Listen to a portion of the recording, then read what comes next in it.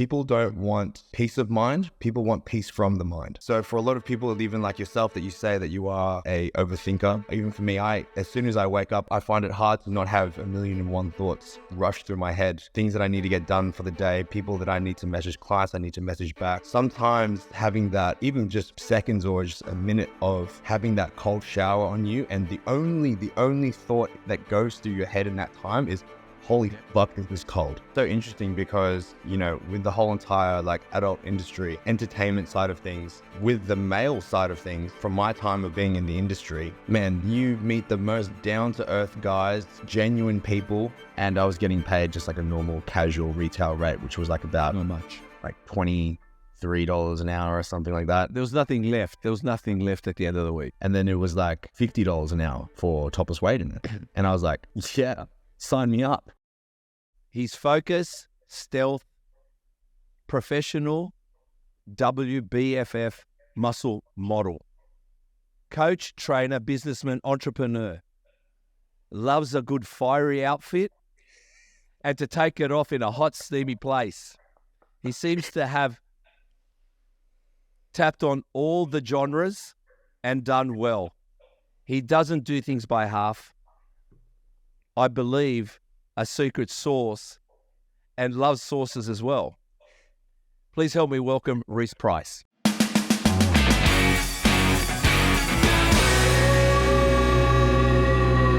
Thank you for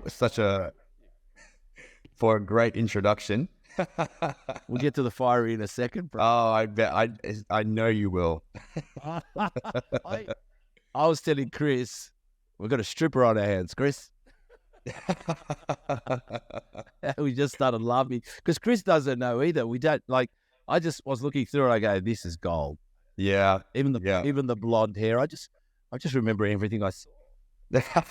And I'm actually really excited to be able to discuss those things because I've been able to do a lot of reflection on who like Rhys has been throughout his 20s, and it's going to be a great conversation, definitely. All right. Speaking about his 20s, how old are you?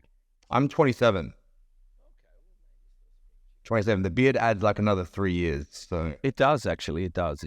I mean, I just got rid of the sideburns. You're the first podcast without sideburns. Oh, I was actually because I've been listening to a few of the episodes, and I was listening to the one with Disco Drew, and you were saying you were trying to bring the sideburns back. Man, I was really trying, but fucking no one's caught on. I tried my best. And then this is how life works. It's like as soon as you get rid of it, it's like, oh, they're all on kind of thing. They're all on. Also told Chris, sometimes you have to go very ugly to make people realize how handsome you really are. Oh, we're really ugly, man, just for people to realize. So talking about, I'm going to tell you a funny story, since we're going into stripping. Do you know, I'm 54, so you know Manpower. You know Manpower? Yes, I do. Do you know I was at the beginning of Manpower? No way, were you? Yeah. Listen to this. I was in the Gold Coast. I used to go to the Gold Coast every year to party. Yep. And in my teens, like 18, 19, 20, 21, I'm telling you, I was ripped as fuck. You got no understanding how built I was, right? Yeah.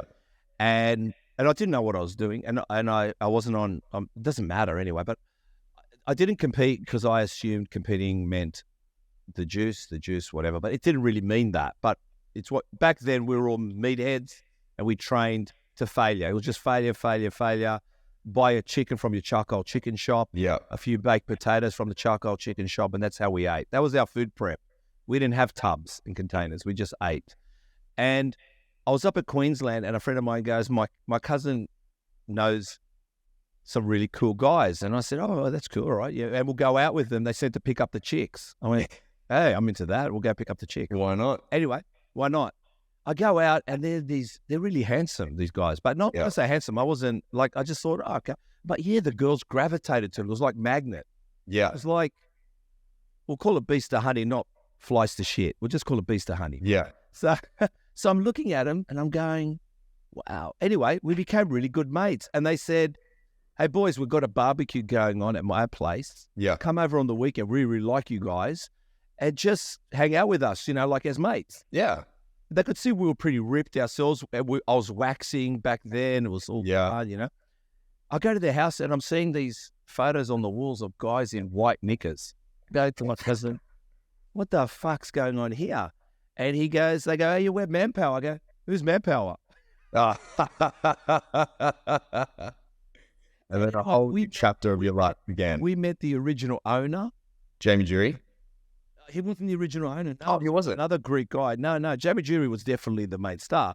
But it was another Greek guy and his brother, and they were in it. So his brother was in it, and Jamie Jury was in it. All of them were in it. And we played pool volleyball. We played rugby league with them. Mate, we just had barbecues. Yeah. Yeah.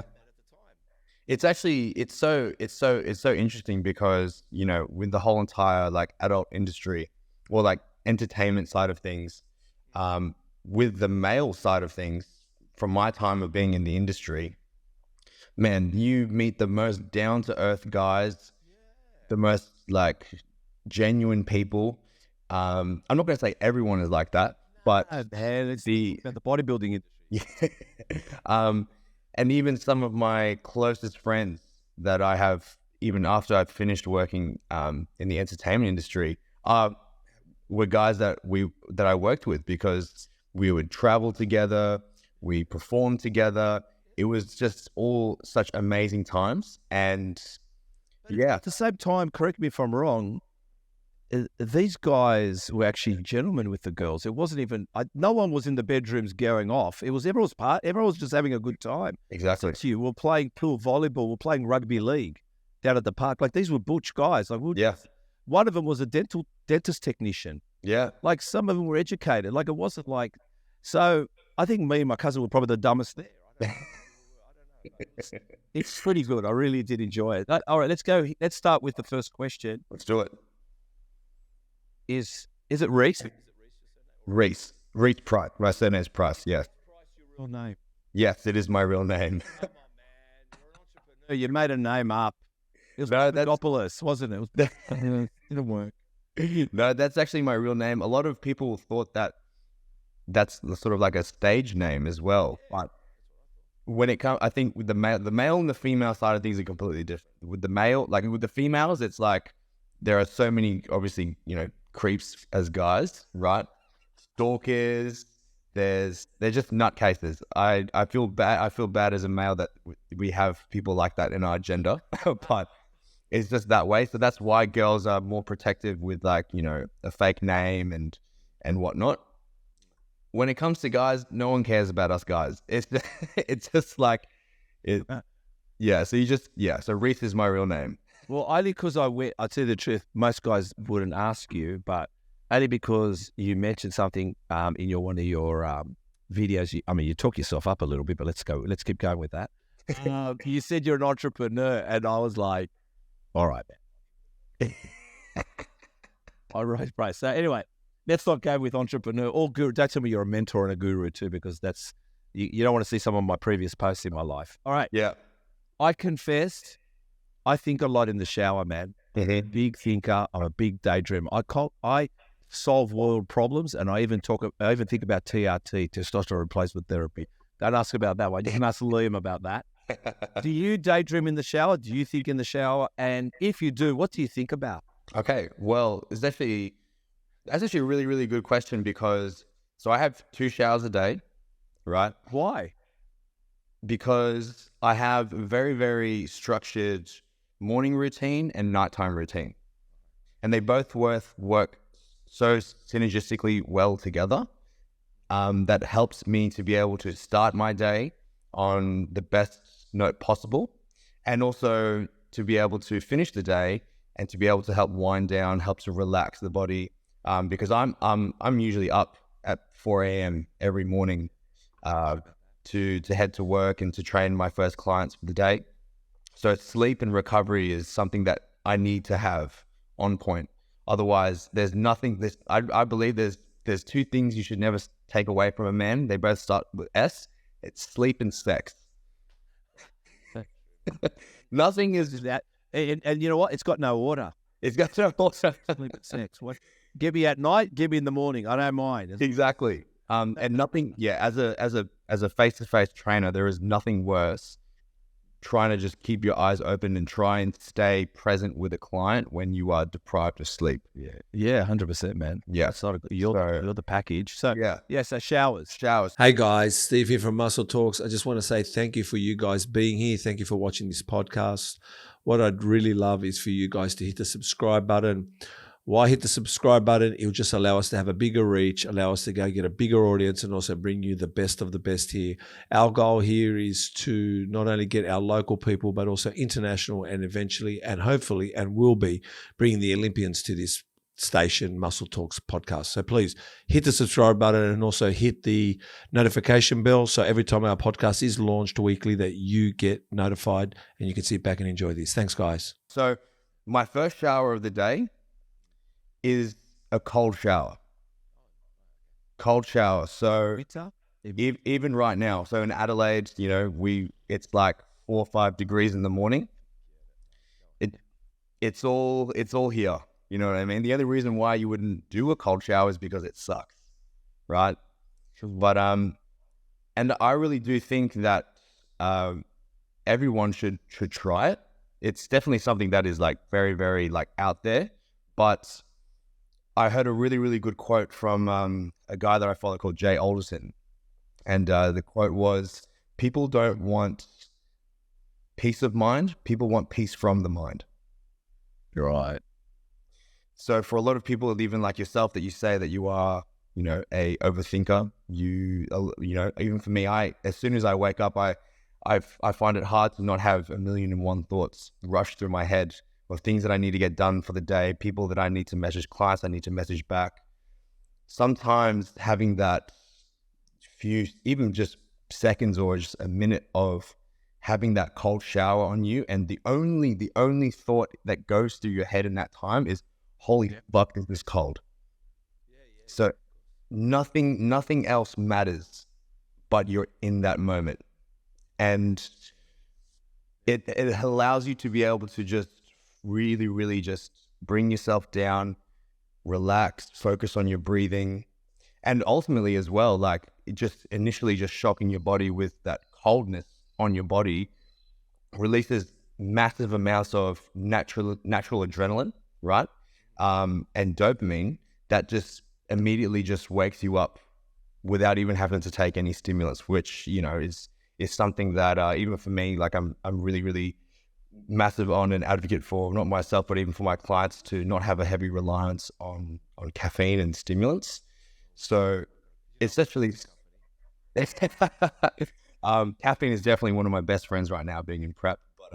But yeah, so my first shower is a cold shower, and the only thing I'm thinking about is my breathing, and holy fuck, it's cold. And then at nighttime, before I go to bed, I have I guess you could say a normal shower, or like a hot shower. And I tend to actually just listen to some podcasts while I'm having a shower, so that I don't let any sort of like thoughts that, I've maybe like negative thoughts or overthinking still come into my head. So because you say you listen, just hold on. When you say you listen, have you got something plugged in? Oh, no, I just play it out loud on my phone. I was going to say, I mean, even then I struggle, but go on, let me see. I'm trying to work out how you can relax listening to something, but that's okay. Keep going. The podcast, yes. Yeah. So listen to some other podcasts to be able to just wind down, relax, and not really have like a lot of like thoughts rush through my head, because at the end of the day, when it's coming towards, the nighttime, I believe you want to be able to just relax, tone things down. Even if I do have any thoughts that come into my head, I journal them. I'll literally just do a massive brain dump. I don't like typing things in notes. I actually like writing things down.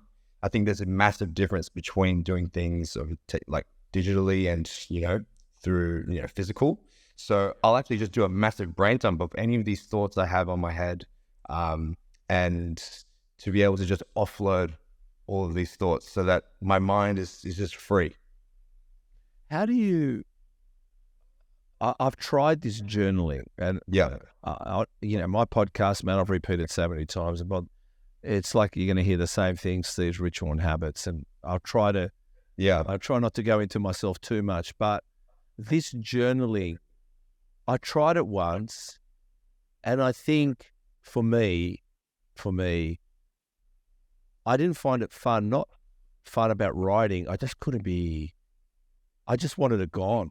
I didn't want it written down. I didn't want to know it. I just fuck off in my head. Doesn't make sense. I kind of try to meditate it out, even if I'm putting myself down or I've got a problem, because I believe all problems that you seem to be going through, there's a reason. And when I talk about reason is, someone says to me, I'm stressed this morning, and I usually go to them, what's the problem? And they might say to me, I'm struggling to pay my bills. I said, then you're entitled to stress. Mm-hmm. Welcome to stress. Because I think we try to suppress a lot of things, but no one's allowed to relish, enjoy, celebrate, and we're also not allowed to commiserate, fucking be shit, smash the kitchen up. And I'm a firm believer, if we dissect a little bit back, we'll find entitlements to be angry, entitlements. Like I said, I say this, you don't want to be sad at your birthday, and you don't want to be happy at a funeral. So it's kind of like just realizing, if you backtrack a little bit, I haven't slept enough. Someone said to me, I went to bed at 1 o'clock in the morning, 12, and I said, no wonder you can't get up. Like, there's always reasons and answers. But so you don't necessarily think and daydream like I do. You seem to be, holy fuck, and then, that sounds interesting.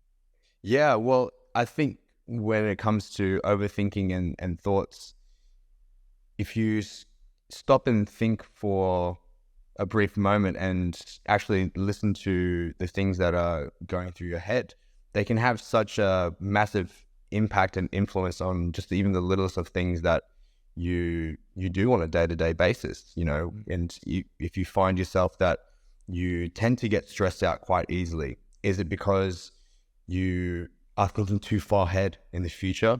Are you thinking about mistakes and things that you may have necessarily done in the past? So it's just trying to be, you can't change the past. You don't know what the future is, but you can be present and you can have control, or the most amount of control, in the things that we have in our lives, to be able to make sure that we don't have these 1,000,001 thoughts going on, especially negative ones, because the voice in our head is the one that we hear the most, and you want it to be the most positive voice that you'll ever hear. Well, all I'll say is, when I was your age, and I'm not that, I make myself, I'm amazing at 54, by the way. But having said that, everything you guys talk about, it was actually very lonely for me, because I was that kind of maybe disciplined perfectionist. But back then it wasn't applauded. It was very different. You sometimes, it just wasn't applauded. You looked like more like you're a problem, like you just want things perfect. Mm-hmm. I think we set ourselves up for success by maybe laying some good, perfect foundations. But yeah, definitely. So, did you train today? I have not actually. I haven't. Well, I've done my fasted cardio, which I do four times a week at the moment, 30 minutes on the stairs. And actually, after this podcast, I'll be heading off to train some back and hamstrings. I was going to ask you. All right, so it's back and hamstrings today. You haven't trained yet, and you said a fasting cardio. It's new. Tell us more. Well, fasted cardio. So fasted, fasted. Yeah. Like you haven't eaten. Haven't eaten, no. Yeah. Tell me, what does that mean? Like, so when did you last eat? Like last? Oh, as in, so fasted cardio just basically is, first thing in the morning, before you have your first meal, you smash out your cardio session for the day, and then to be able to then have your first meal afterwards. There's no real, defining scientific literature that shows that it is better for fat loss. I just tend to find that I like to get one of the harder tasks for the day done early. And also, nothing is worth trying to do cardio on a full stomach. And also, if you just smashed a massive weight session, so especially for me today, back and hamstrings, 30 minutes on the stairs, 30 minutes on the stairs is a dreadful task. So back and hamstrings, man. Fuck, that's big. Success lives in powerful bodies. And the powerful bodies are fueled by the best. threeog.shop. Tell me, are you an afternoon or morning trainer, or are you?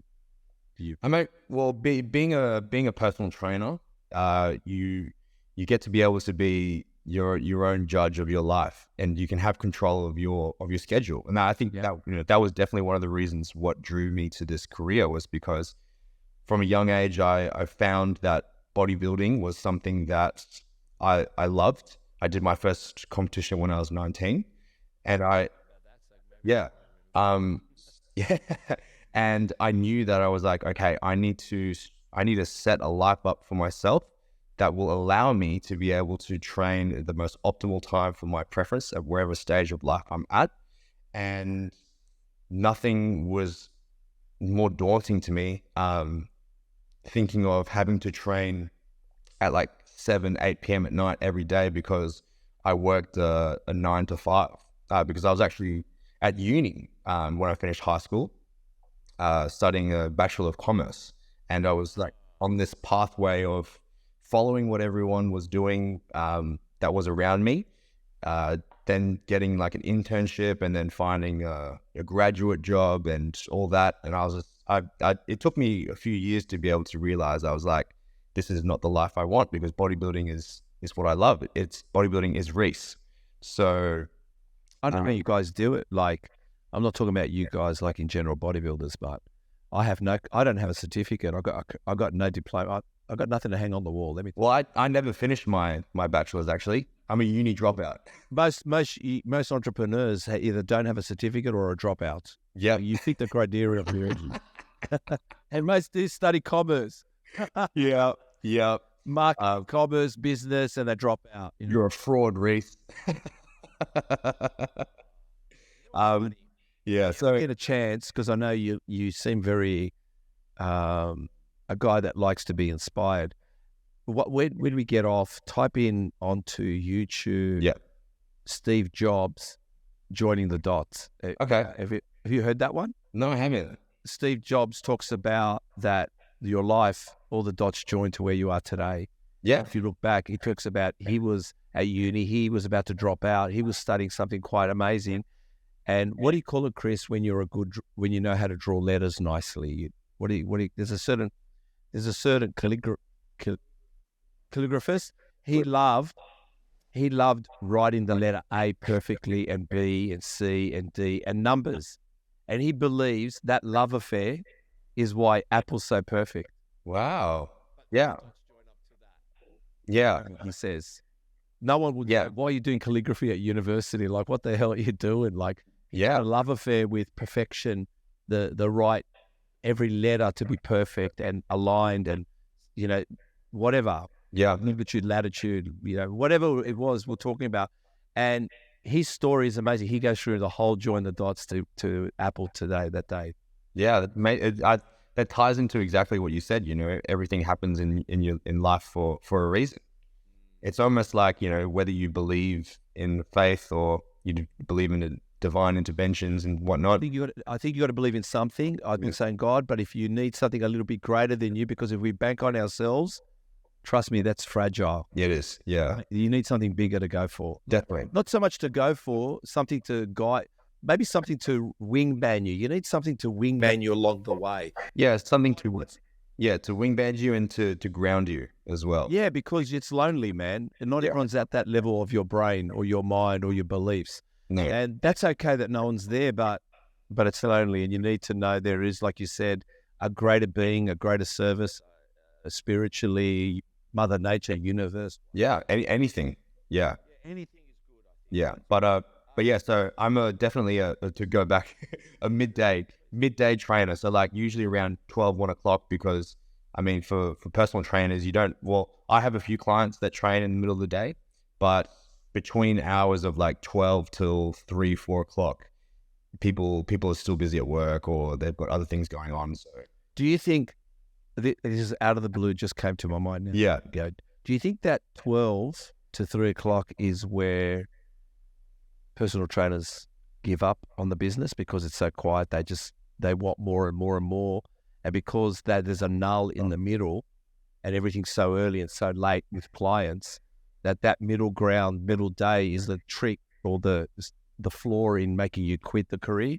Does that make 9 to 5? You know what? That's actually such a great way of thinking things. And I think that's why there's such a huge failure rate and dropout rate of personal trainers, because they don't actually understand that personal training people is the easy part.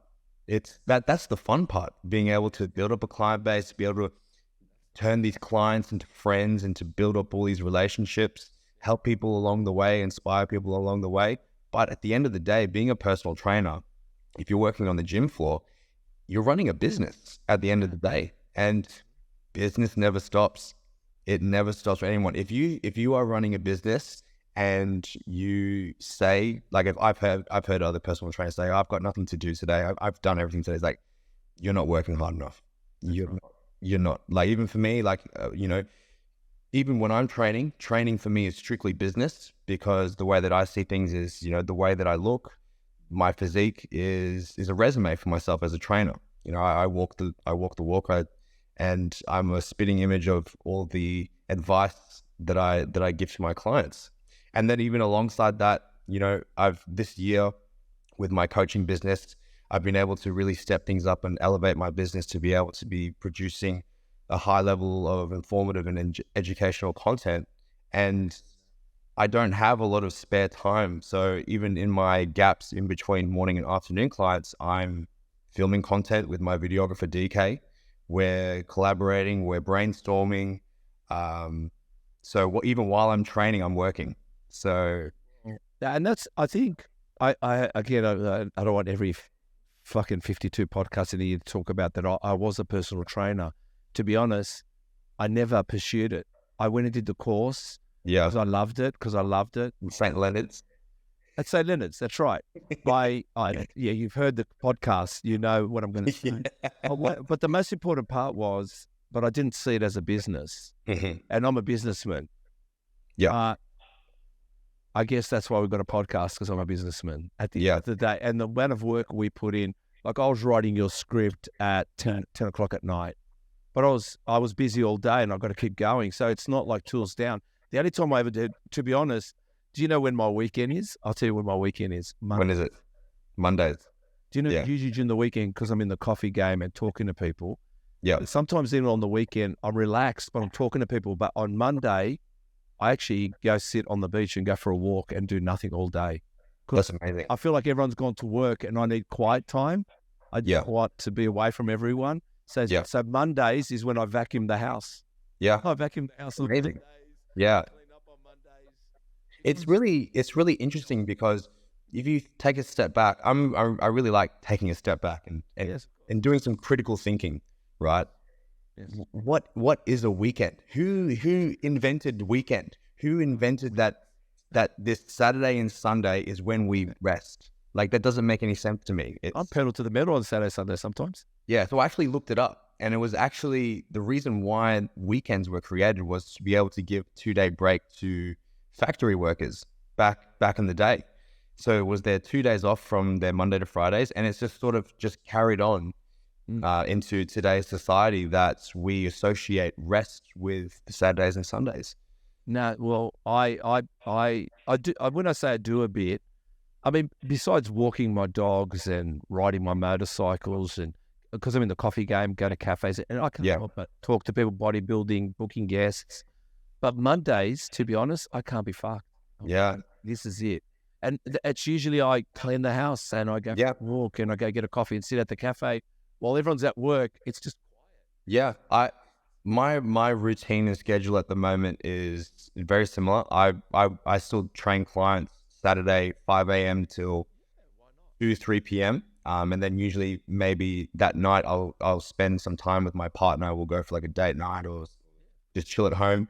Sundays, I'm still filming content with my videographer. Yes. But Mondays, I make sure I actually start work at like midday, because I like to be able to have my morning to myself. And exactly, you're right. Like my thoughts are, everyone else is sort of maybe even somewhat still recovering from the weekend, because they're escaping their realities, right? And they feel like they need to catch up, and they're Mondayitis. yeah, and I just, I wake up a little bit later. I start my morning routine, my cold shower, and and I can have a little bit more of a relaxed, slower pace start to my week. And it really makes a massive difference if you are someone that is always on the go, always has things on their schedule. Yeah. And because we're going to get to all the questions, but what I'm saying is I actually found out that I start ramping things up coming Wednesday, Thursday. Now fuck off, get out of my way. I'm in the fast lane. Yeah. I don't know why. I just can't. I'm not saying I'm pedal to the metal on Tuesdays, but I'm like, that's the momentum. And then I'm going. Friday to me is I'm at the pinnacle right now. Let's go. What are we doing? Like, everyone's switching off. I'm switching on. Yeah. And I think I piss off a lot of people, which I don't give a fuck. But it's not that I'm pissing them off because I'm a workaholic. I'm like, man, you haven't given it to me on my quiet days. I'm gonna ask for it on your quiet days. Yeah. Quiet days, I'm asking for it. So, you know what I mean? Get them back. 100%. Tell us about your breakfast. What's your breakfast? My breakfast? Breakfast this morning. So meal one, I love how bodybuilders, we don't say breakfast, we say meal one. Meal one. So, well, I'll call it breakfast because you asked for breakfast. So breakfast for me it's at the moment, what I do have is not what ideally I would want, but for pure convenience, because I'm on the gym floor already training clients, it's a smoothie. And at the moment, because I'm on poverty calories, it's protein, 2 scoops of WPI, 150 grams of strawberries, 50 grams of blueberries, 20 grams of almond butter, a handful of spinach, and cinnamon. Yeah. I'm sure there's all secrets to all that. I'm not going to try to break it down, but what's your ideal breakfast? My ideal breakfast, I am an absolute slut for going out for breakfast. I love it. That's one of my favorite things to do, is to be able to go out to a cafe, sit down. I don't care that I'm paying $30, $40 for breakfast. I'm paying for the experience, really, at the end of the day. Here in Adelaide, I'm very, very lucky to be able to actually live, only 10, 15 minutes away from the beach. So what are you talking about? Everything's 10, 15 minutes away in Adelaide. If you walk 10, 15 minutes, you're in the country. Yeah, that is so true. But being able to sit down in a cafe, and my go-to order, even if I'm at a cafe or even at home, is just making some smashed avo on some sourdough bread with 4 whole eggs and some crumbles, some feta on top of that.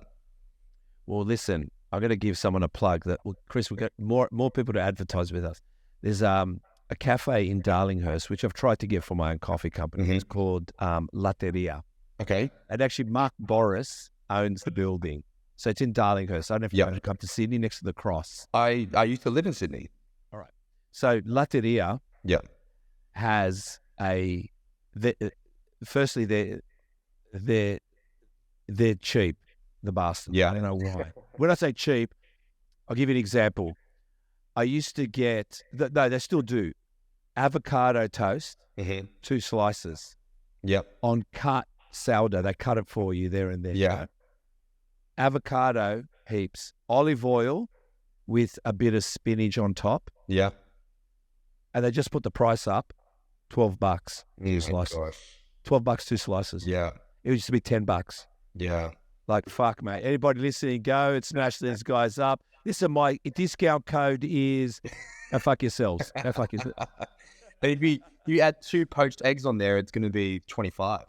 No, man. They've got a salad. Their salads are amazing. Everything is amazing, bro. Yeah. I don't know what. And they're 3 great chefs. They came from Catalina's. So they're good chefs. They're Good chefs, yeah. Well, tell us, you know what? You said you were in Sydney. Did you grow up in Adelaide? No, so I'm a Sydney boy. My dad was in the army, and at the time he was based up in Newcastle, up in Singleton. So I was actually born in Newcastle. I don't have any recollection. What's that? Sorry. It explains the 4 fingers. There's no mullet. So, Kind of the cap. You get yeah. So I was born up there, but then we moved down to Liverpool actually, and we lived there. Yeah. And then I lived there until I was about 4 or 5, and then I moved out to like northwest Sydney. And yeah, so I've lived in Sydney pretty much my whole life. I only moved to Adelaide a bit over 2 years ago, actually, in 2021. Yeah, yeah. So you say Darlinghurst. Yeah, you say Darlinghurst. Being in the entertainment industry, I'm all around this. I can't imagine the places you went into. All that show. Yeah, I know the place. Yeah. Yeah, yeah. No wonder you ran to Adelaide. No wonder you ran to Adelaide.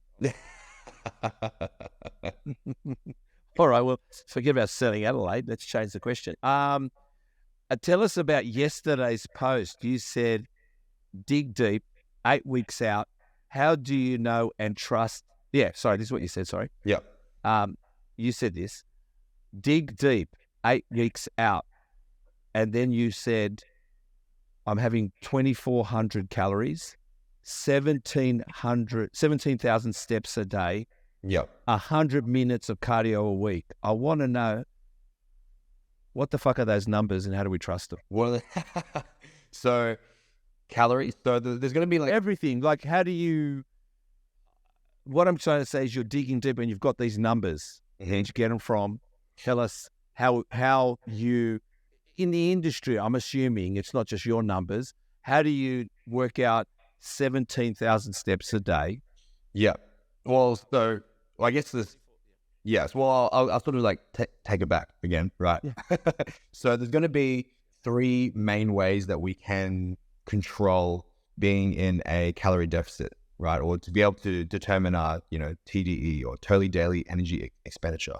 So the first one is that we can control the amount of calories that we're consuming, how much food we are eating, and that's going to be, the best way to be able to initiate a calorie deficit or to start losing body fat. So, 24 weeks out. So I've been in a bodybuilding, this prep now since 24 weeks out. I started at my peak bulk, which was 5,000 calories a day. I was eating like an absolute monster. I was eating all the time. And so now from 24 weeks out to 8 weeks out, I've dwindled my calories down to now less than half. Well, you've lost 17 kilos. Now it's actually 18 kilos. I'm fucking trying to lose 20, man. Yeah? How is that going? That before, I can't do it anymore. Again, the last 12 to 24 months, I can't do it. I've done it before. Yeah. I don't know why I can't do it. But anyway, I think there's more to it. I think I don't have conviction. I think I'm just tapping my toe in the water or my little toe. But your numbers, calories. Yeah. So we can control the amount of calories that we eat. And all these things are set in collaboration with my coach that I have. So I have, even though that I'm a PT and a coach, I strongly believe that coaches need coaches as well. Someone that we need to be accountable for because we take care of so many people. So I talk even daily with my coach to be able to see how things are going. And he sets my calories. So my coach is Matt Lee from Ultimate Fitness. We've known each other for over 10 years. And I guess, I'm pretty sure one of the, questions that will be asked later on the podcast is sort of like, the transcendence of your life from entertainment to now back bodybuilding. And ultimately, I was at a point in my life where I was like, I want to be able to be the best version of myself. And what that entailed was, back to my roots of bodybuilding. And I had to think, and I was like, you know what? I need someone to be accountable for. I need someone to call me out of my bullshit. I need someone to be able to set plans and systems in place for me. And one of my bullshits was just not pushing myself hard enough in life. Now, come on. What was one of your bullshits? What was it? What was Was it rock and roll? What was it, man? What's that? Sorry? Was it sex, drugs, and rock and roll? What was going on? Or was it you were in a boring job? What was going on? What happened when you had to go from just even the whatever, I don't know. Like what I'm saying is, even myself, I dreamed about being a businessman from a teenager, and I still had jobs, 3 jobs. I was working hard, doing the grind too. But I think there comes a point where you just got to solely focus on business and not do all the jobs. Yeah, definitely. Yeah, but I think the main one of my bullshits was I just wasn't pushing myself to my fullest potential. I wasn't on the right path to being the Rhys that. I wouldn't necessarily say it was the people that I hung out with, but it was just the industry, obviously being in the entertainment industry at that time. I'm not saying the people that were in it were bad, but the type of work that you are doing and the type of people in terms of, the women that are going to these shows, what are they actually really looking up to you for? Are they actually looking up to you because you're... I want to say as well, I guess you're trying to, sorry to interrupt, I guess you're trying to say that you're still earning good money, but no satisfaction. Yeah, exactly right. Exactly right. And I was not a purposeful human being. Yeah, of course. Yeah, I get you. It was actually the biggest bullshit of my life was Rhys wasn't living a purposeful life, and he wasn't leaving as great of an impact that he could to the people around him as possible. So that's why it was driven on a facade and money, I guess. Yeah.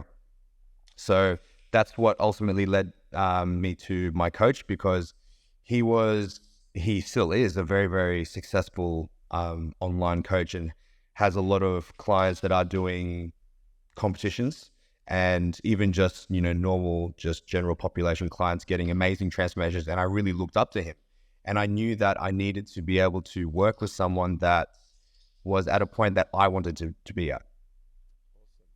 Yeah. He's 1 year younger than me, actually. What the fuck? Yeah. Yeah. He's done very, very, sorry, give me 1 sec. He's done very, very well for himself in the sense that he really focused on both working as a personal trainer, because he found his love for bodybuilding as well. He competes in IFBB men's physique as well. And he also worked a full-time marketing graduate job as well, at the same time of having over, I think at that time he had like around 50 to 60 online clients while still doing a 9-to-5 marketing job. I was like, holy shit, I'm not working hard enough. Mate, I was a network engineer, and I was a barista and doing security, man. Yeah, and I love that. I love that. I love being able to be around people and being motivated by other hardworking human beings. And I just wasn't surrounded by any of those people. So I was like, okay, if I'm going to get back into bodybuilding and find a coach, I need someone to fit these criteria. And Matt was the first person that I thought of, and it's been the best decision of my life, because we've been working together now for a year and a half. And the transformation has been both physically and mentally has been insane.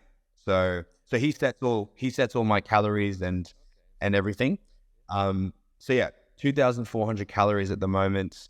I was listening to one of your other previous podcasts in terms of like, you don't understand calories and macros and all that sort of thing, which is completely fine, because these are things that have only really surfaced into the whole entire fitness universe, really only within the last maybe within 10 years, right? Well, let's delve into it a little bit, because we've got plenty of time. We're going to we don't. But having said that, have you heard of a guy called Lane Norton? Lane Norton, yeah. This is what's ironic. He was on This Morning live on Instagram. Yeah. And he was getting interviewed by another girl. It was like a bit like a podcast kind of interview. Mm-hmm. And he spoke about his PhD in nutritional science, right? And they were talking about hypertrophy, increasing muscles regarding food intake. And this is what he said, which I was telling Chris, and I was a firm believer in that myself.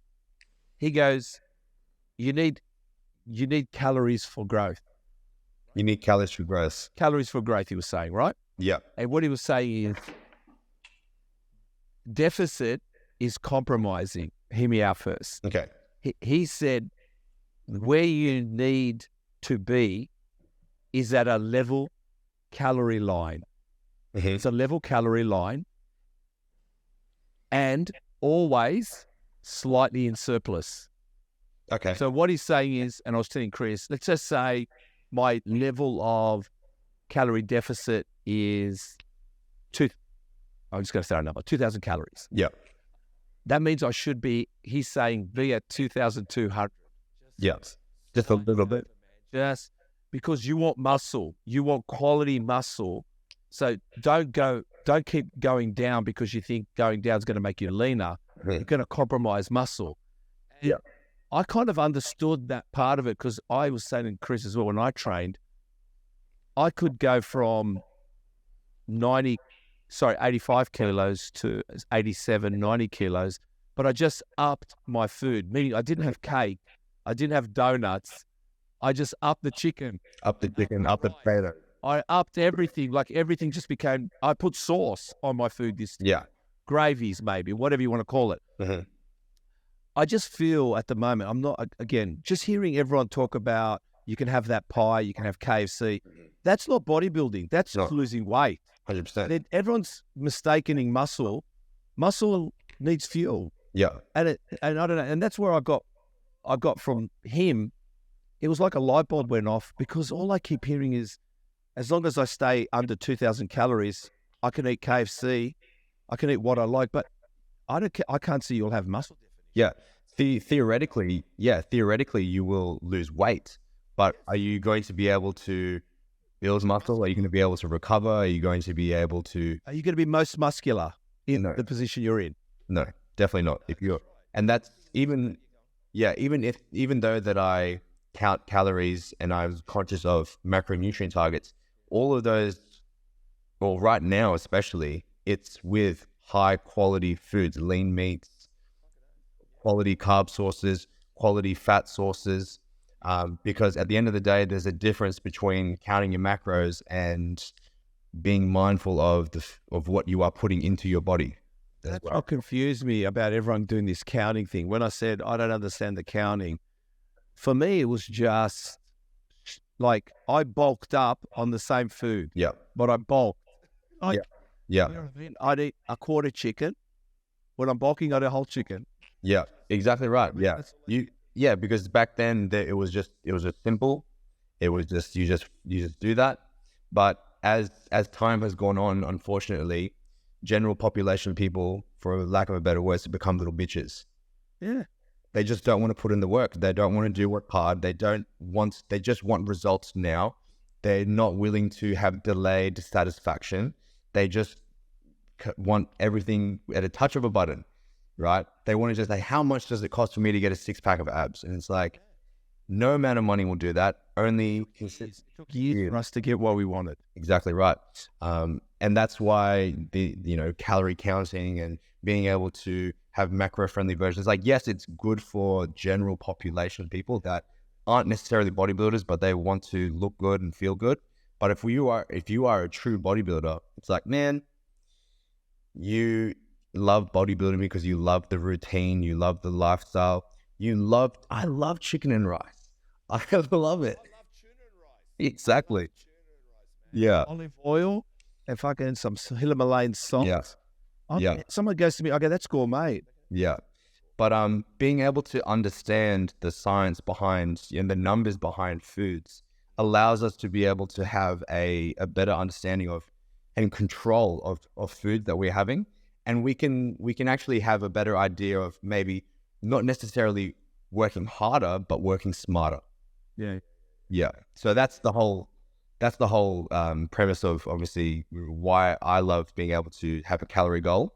And then moving on from that, what we can control the food we eat, we can control the amount of then what's called non-exercise activity thermogenesis, which is pretty much just your general moving around throughout the day when you're not doing any training. And that's what your step count is. So then you just pretty much, you have like an Apple Watch or a smartwatch or a Fitbit or whatnot.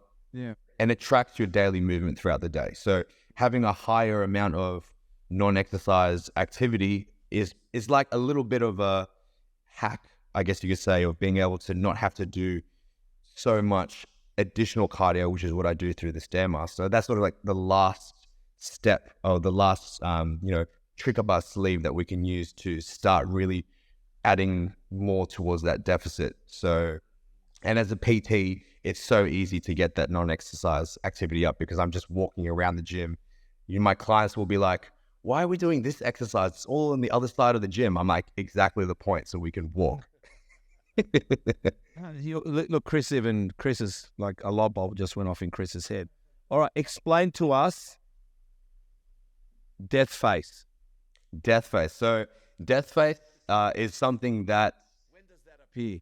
It's appearing right now. I don't know. You can't really see it in this lighting, but it's essentially when you are in a bodybuilding prep, someone is putting in the work and someone is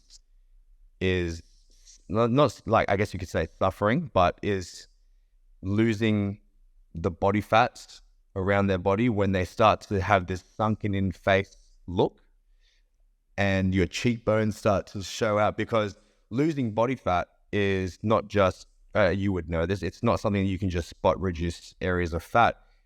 It happens around your whole entire body. It happens in your face. Yeah, it happens in your face. It happens in your butt. It happens in your feet. It happens in your hands. And the signs of the death face is something that even people that are other bodybuilders here in Adelaide, they're like, oh wow, okay, they're like, okay, wow, Rhys is definitely in shape, because he's like, you can see the cheekbones. Because for me, I like to always wear just like oversized hoodies and shirts and whatnot. I never really reveal too much about myself these days. So that is like the indication. That was the 90s. I'll tell you, no one revealed. I know you're hearing podcasts, but in the 90s, we call them sloppy joes. I think. Sloppy joes, yeah. You call them hoodies. We wore hoodies in winter. Oh, sorry, summer. It's summer. Hoodies in summer, man. You know why we wore hoodies in summer? Do you want to know why? Why is that? Sweat. To sweat it out. Burn more calories. Mm-hmm. Get water out. If that makes sense. Yeah, 100%. Yeah. That's what we did. Using anything possible to sweat it out. So dead face is. Some guy said to me, he goes, "I'm having a good time. I just don't look it." That's definitely bodybuilding. That is definitely bodybuilding. All right, so we know it's the death face is coming into the leaning up and preparing for, and obviously you're in the deficit, possibly ready for calm. Explain most powerful weapon, your mind. Your mind. Yeah. You said, I'm saying explain, and you said most powerful weapon, your mind. Yeah. For me, I'm a really big fan of, self-development books, podcasts, and David Goggins is one of the GOATs when it comes to, willpower, mindset, motivation. And in his time in the Navy SEALs, he has something that they call, what they teach the Navy SEALs is called the 40% rule. I don't know if you... So the 40% rule is when your mind wants to give up, your body is only 40% of the way. Your mind will always be the one to start telling you to stop. And it's, it's completely relatable to bodybuilding. When we start getting that buildup of lactic acid, when we start feeling the sensations of pain and burning, our mind, it's completely physiological. The nerves that are connected from our muscles, they connect back up to our brain to send that signal saying we are under attack, we are under stress, we need to stop doing this. But that's where that mind over matter begins to happen, and say, no, you little bitch, you're going to do 5 more. And then once you do 5 more, you're going to do another 5, right? So when you have your mind on your side, when you have the mindset that you of that 40% rule, it is the most powerful weapon you can have, whether it comes to training, whether it comes to business. When other people are going to sleep, are you gonna stop? Is that when you sleep, or is it when you're gonna start researching new ways of how to expand your business? Is it going to be new ways of how to be able to onboarding new clients? Is it going to be new ways of bringing out a new product? It's what sets you apart of being average and being the best, right? Yeah, it's no, it's just I didn't know the 40% rule. Yeah, It makes sense. it's like when you're carrying groceries and you're trying to hold it all in one go, and you're like, oh no, I can't do it, and then you think the 40% rule, like, okay, no, I'm going to do it. And it's funny when if I mean, like I said, you guys are a little bit young, but when you look back, you always realize it was your mind that gave up or things up, and your body doesn't. And the elation you get when you don't give up and your body takes you to that end, to that finish race, or to the, you know what I mean? Like your body takes you. I don't know about you, but when I don't jog, right? I'm not into jogging, but that's another story. But I've jogged and my brain says, you're not going to let anyone pass you. And you just push your body. Yeah. And then you can feel yourself wanting to give up. And when you finish it and no one passed you, you go, that's 100%. Yeah. Have you ever heard of runner's high? So because for me, when I was just starting off the prep, I actually implemented some short sprints and hit cardio and assault bike. Yeah. And 100%. Yeah. was the most, I did it at 30 and I was ripped as. Yeah. And even for me, I'm not even going to lie. I was 113 kilos when I started the prep, and trying to run even for a minute, I was dying. But I was like, no, I want more. I want to do this for longer. And I realized, I was like, the only thing that is stopping me from going from 1 minute to a minute 10, a minute 20 was just my mind. That was the only thing that was stopping. My legs are still moving. My breath might be a little bit shorter, but I can breathe, right? Yeah. And then once you actually finish the run, you have this massive release of endorphins. It's actually almost better than having a sick chest pump. Is runner's high. Runner's high is actually, I would actually rate it as a better feeling than having a chest pump, to be honest. Well, let me tell you, because I'm not my friend's a sprint coach and he sprints the rugby league team. His name is Roger Fabry. He loves sprinting, right? Yeah. When I sprinted with him, do you know when I put my mind to it, I ran slower. Yeah. When I let go and I let my brain relax and let the body do the work, I fucking ran quicker. Yeah. I actually just forced it mentally. Yeah. Right? Yeah. Said the mind gives up. So the mind was putting pressure on the body. Mm-hmm. So when he told me, let go, don't fucking think about it, bro. Don't what think you about it. Don't I let go and I went into meditation sprint. Yeah. I pushed quicker times. Yeah. It's I just finished reading a book that I've always wanted to read. It's called Relentless by Tim Grover. I don't know if you heard of it. So in a nutshell, Tim Grover was Michael Jordan's strength and conditioning coach. Oh yeah, I know that guy. Yes. And Relentless is basically the 13 rules and factors that he saw that any elite level athlete requires, right? Yeah.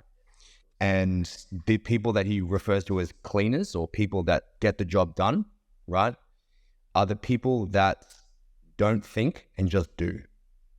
The more time, and that is how you ultimately get into the zone, right? And hearing this has transcended my bodybuilding prep, because the amount of times that we're about to do a hard set, like a hard hack squat or a hard dumbbell press, and the doubt starts to fill into our mind, the more that we begin to think, we overthink.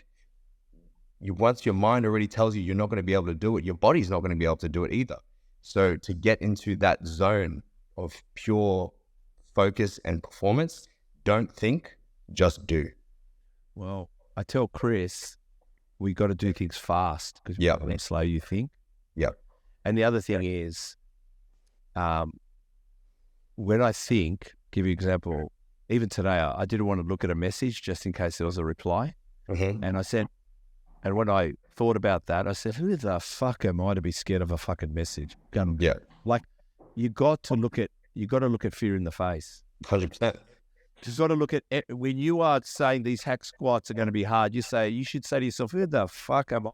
Yeah, I welcome it. I want to feel it. Let's go. Yeah. Show me it's hard. Yeah. Show me it's hard. Like you might, and I think that's really enjoying our talk, man. Yeah, so am I.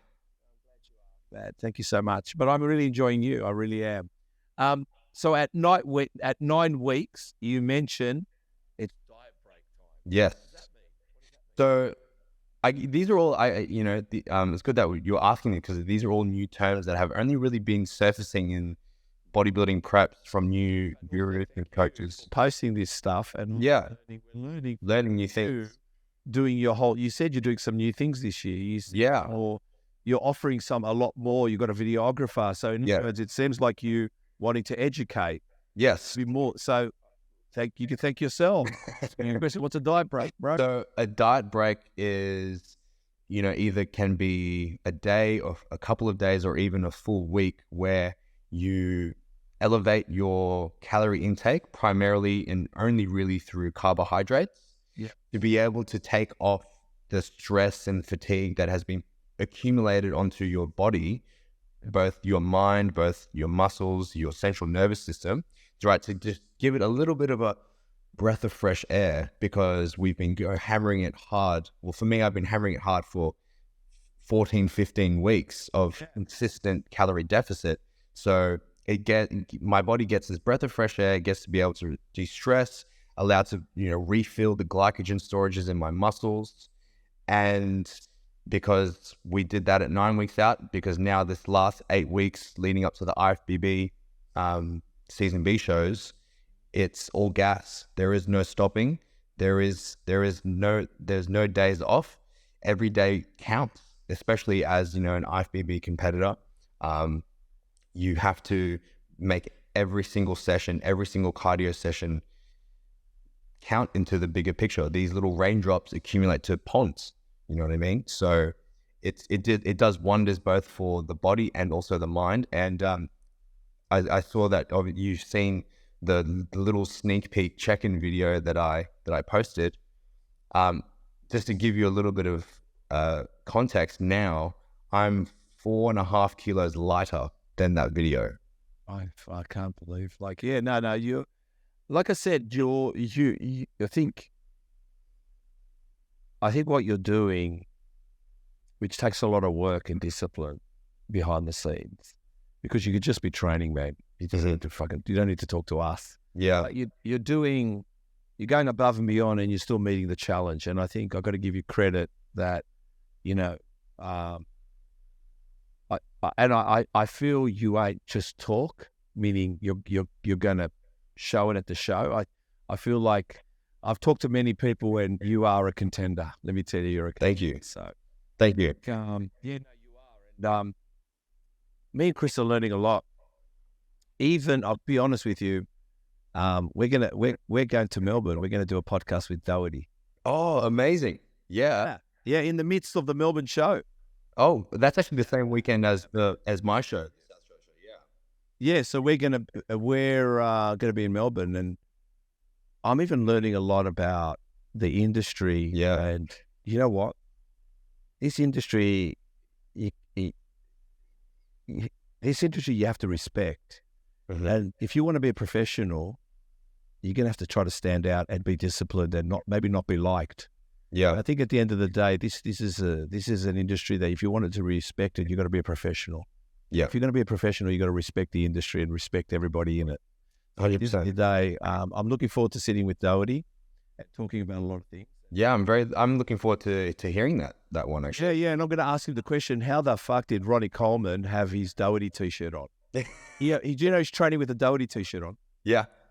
Like, come on, bro. And did you know that there's a lot of clips of bodybuilders getting interviewed, and if you listen to the voice, it's Tony. He's obviously very good at what he's doing, but he's amazing. Well, I think he's the Dana White of. Yeah, he is. He really is. He's the godfather of definitely Australia bodybuilding.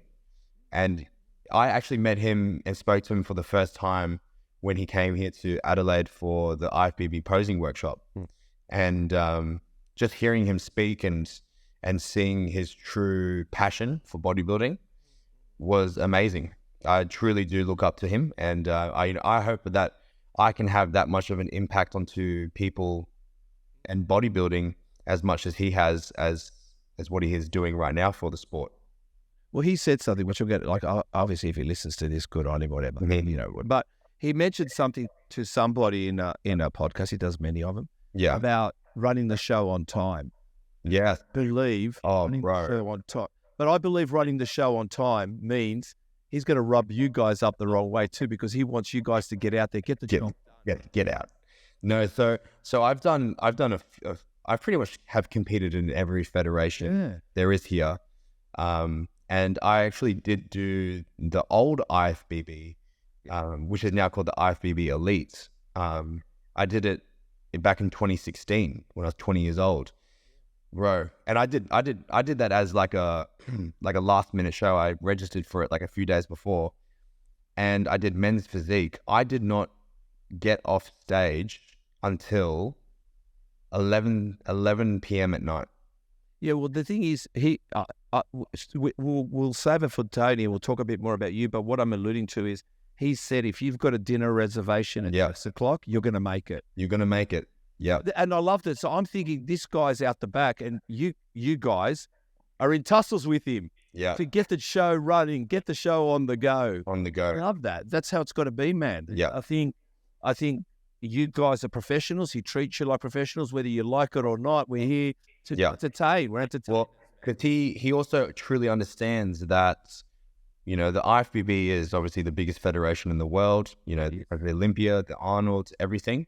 However, in Australia, you know, it's not as big as what it is over in America and Europe and whatnot. It's getting there, yeah, 100%. But he really understands and he appreciates that without the competitors, there is no IFBB Pro League Australia. So now that when the athletes see that respect and it's going two ways, for me, coming from WBFF, unfortunately, I did not get that respect. And that's what was one of the reasons why now I've decided to switch over to the IFBBs, because there was no respect really that I felt. Look, without taking away from WBFF, because we're going to run this live and we're not offending anyone, because I'm going to talk. Of course, I'm going to talk to you. No, I'm saying to you, but I think at the end of the day, I think life success is a mutual respect. Mm-hmm. I think if we climb, let's not climb on stepping on people's heads. Do it together. Let's do it with integrity and let people climb with us. And I think you guys, I'll be honest with you, the last few years, what I've watched, because I wanted to compete at 50. Yeah. I blew myself out. I've said this. But at the talent that I've seen you guys are looking at, all competitors, girls and guys, I'm gobsmacked. You guys look amazing. Thank you. A lot of you have fucking... the industry looked a bit withdrawn. It looked like the wrong people were on stage. It looked like it was just get on stage. Mm. Now, you guys are all like elite. Like, you guys look like polished machines, like race cars. Yeah. This looks good. And I think I could just see why now it means so much to you. But all of you guys are doing a great job. So keep it up. Me as a spectator, and Chris as well, we sit there and we look at it, and you guys, the whole lot, all federations, and all athletes and all pro cards are all deserving. I know there's politics, I know there's favorism, but to be honest, if you're a punk and you think you've got a good body, you might not make it because you're a punk. Listen, respect the industry, play homage to, and I think you can make it. I believe so. I think there's some great guys on there.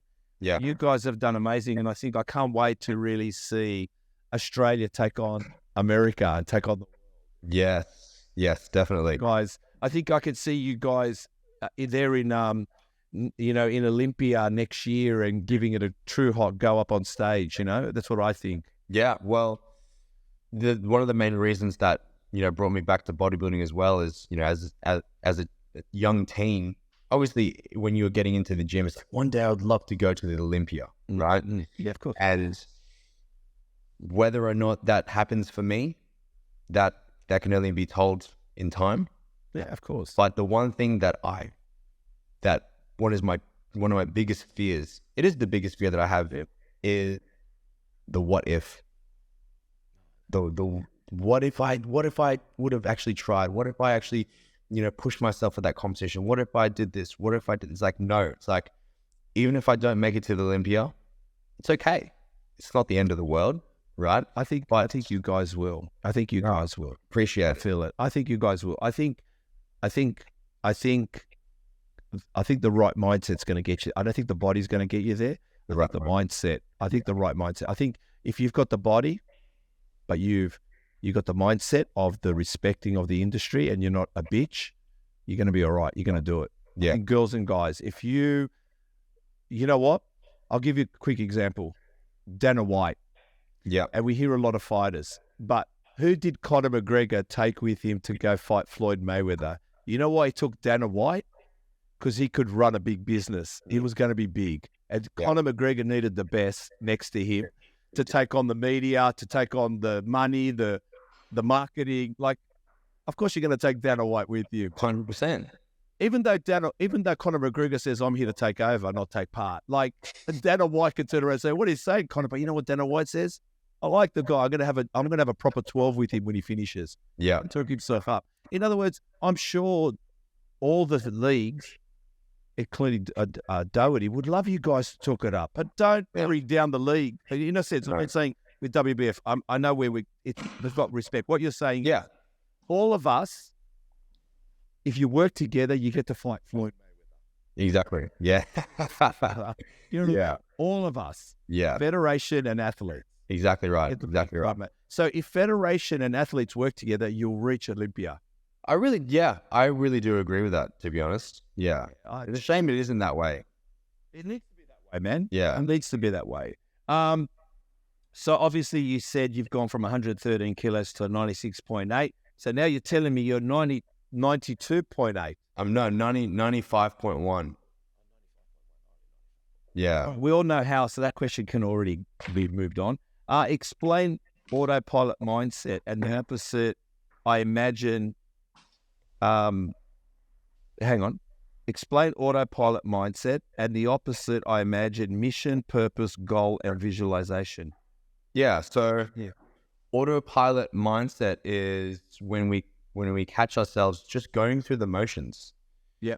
When you can have the same Monday to Friday, you can have the same routine, right? All the time. And I'm not saying routine is a bad thing, but when we flick autopilot on, are you doing what you are doing with the right intent? Are you doing it with the right intensity? Are you doing it with direction? Right. So for I guess when I was writing that post, it was about being present in your training sessions, not just going into the gym with a million thoughts on your head, right? Not following I'm as a coach, I'm a massive fan, an advocate, and will always recommend to follow some form of programming, right? Yeah. But for the majority of people, which is like 80 to 90% of people that go no, trust me, and go by the flow majority of the time. There's definitely nothing wrong with that. But yeah.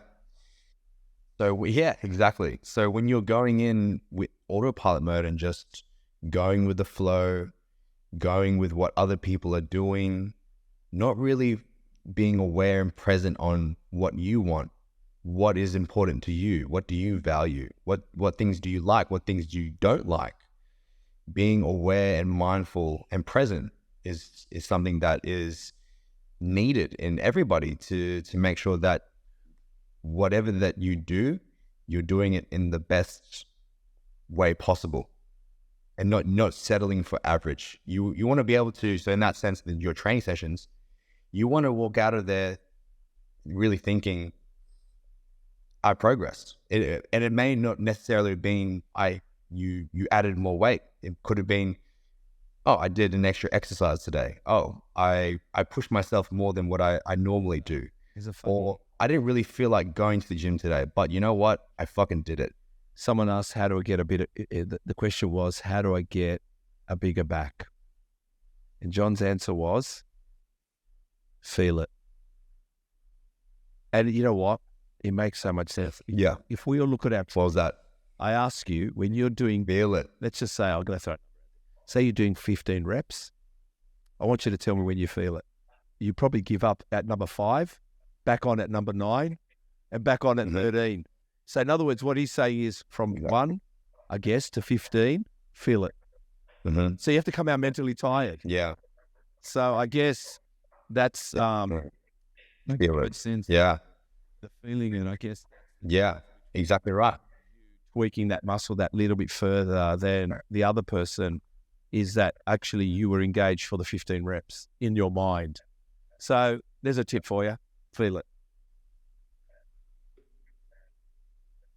Yeah. Yeah. So Yeah. your sessions and ask yourself. No, no, I will take that tip on with me into my session today. So I do appreciate it. Feeling it. 7, feel it.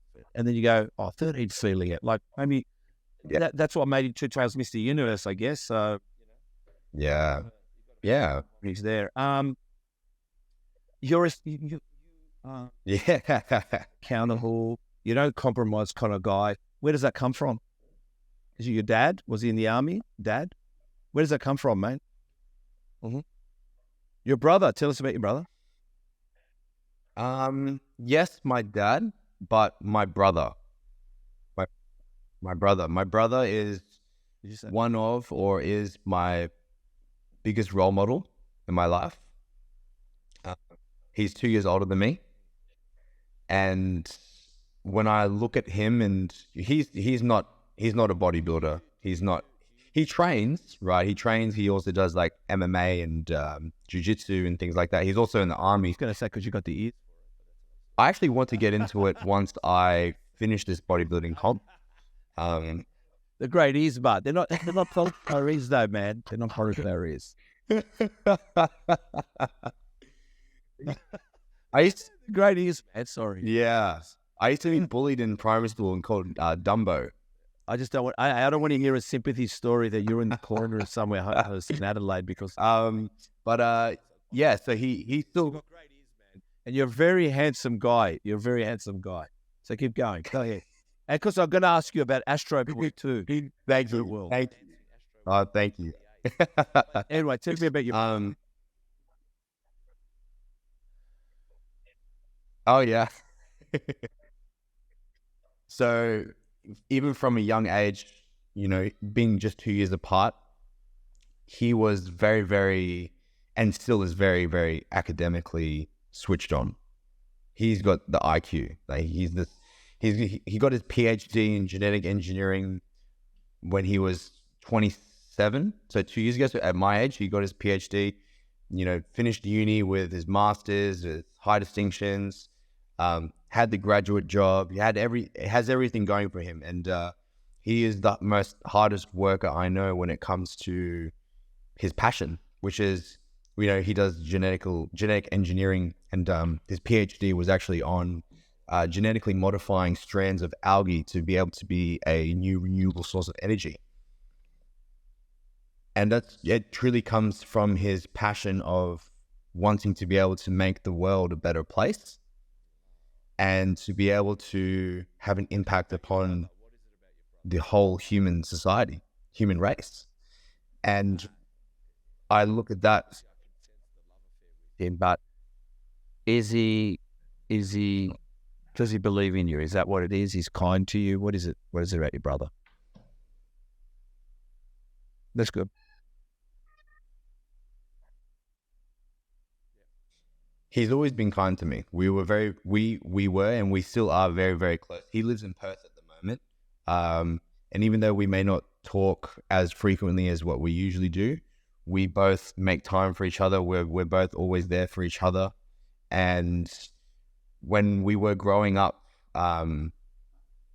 obviously like back in Sydney, so my mum is actually Malaysian. So I'm half Malay, and my dad he's English, but Aussie. So my mum's side of the family is all in Malaysia. So we don't really see them or talk to them that much. And unfortunately, my dad's side of the family, we don't really speak to that much or at all, really. So growing up, it was always just my mum, dad, my brother, and myself. So, and as well as my mum,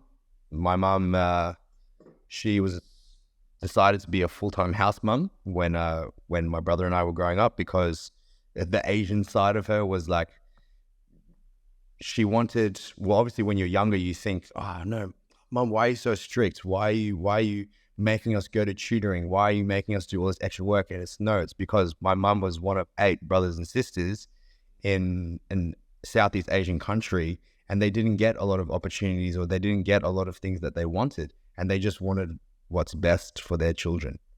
So being able to just be a very, very close-knit family of us 4 allowed my brother and I to have and still be able to be very, very close to each other. And that's why I ultimately see him as my biggest role model, because of the things that he does. When he was at uni, man, that guy, he literally did 3 all-nighters, he told me, to finish off his thesis for his master's, and ended up getting a hernia in his asshole from sitting down too much. So I hear that, I'm like, holy shit, like he wants it that bad. He wants to make his passion and his purpose a reality that much that he would make his asshole bleed. I don't know, but the thing is, I guess what I'm hearing is, God, we're sooks. We really just want to feel the pain, man. A 3-night all-nighter. Firstly, Yeah. What's challenging there? Yeah. His brain's gone, and he's still going. The brain's gone, and he's still thinking. Like he's just finding it. What's that? How, but he's finding it, and Yeah. He's still going. I mean, you said Yeah. that your brain's going to give up before your body, and that's a true testimony or example of what you're saying here. What's your brother's name? Yeah. Hey, Sean, we love you, bro. I love brotherly love. Yeah. My kids love it. Sean.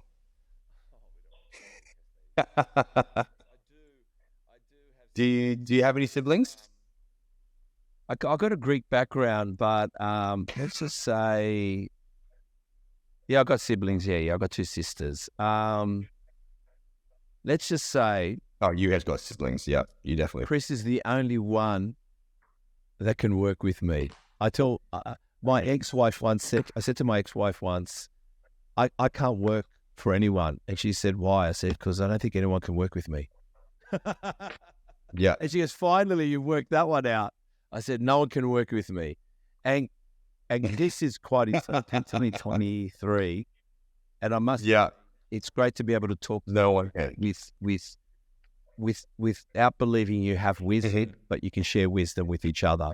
And so I've got siblings, but I'm a little bit, what's it called? Yeah. A little bit, I don't have many friends. I don't have many things going on.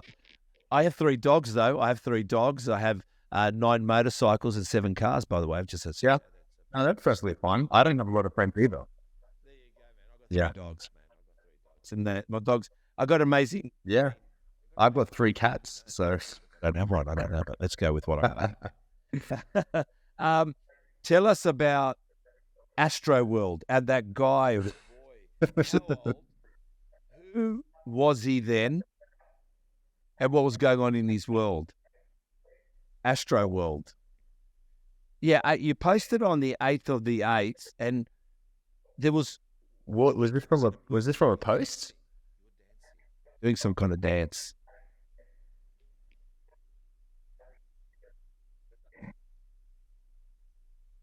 Oh, so I think that was just like some sort of like transformation trend or something I did. Yeah, what was that like? It was just like an old, just a throwback to show the progress. So that was when I was like 16. He was ready for the strip club. He's ready to be a He was a little cocky shit. he thought he just, yeah. He was the typical just egotistical teenager fueled up with testosterone from doing some bicep curls and chest presses. Yeah. I am a purposeful, driven individual that wants to make the biggest impact upon the people closest to me. Okay, that's the bit you should work on the most. It's everybody. No one should be left behind. No one should be left behind. That too. Right? You should just That too. When did the gym capture your attention? Everybody. Yeah. 100%. Yeah. 15. Yep. So yeah, I was 15. And at the time, the girlfriend that I was with at that time, this was like the time of when, have you ever watched Captain America, the first Captain America movie? Yeah. So there's this scene where Captain America, so initially Captain America is the guy, he's actually like a really scrawny, malnourished individual during World War II or World War One. And he wants to join the army. He wants to serve his country. He has all of the values and the mindset of a hero, but doesn't have the physical side of things. So basically, they put him through all this science experiments, and he goes into this chamber. Close the chamber. He's all scrawny. They let the gases go into it. It changes the chemical form.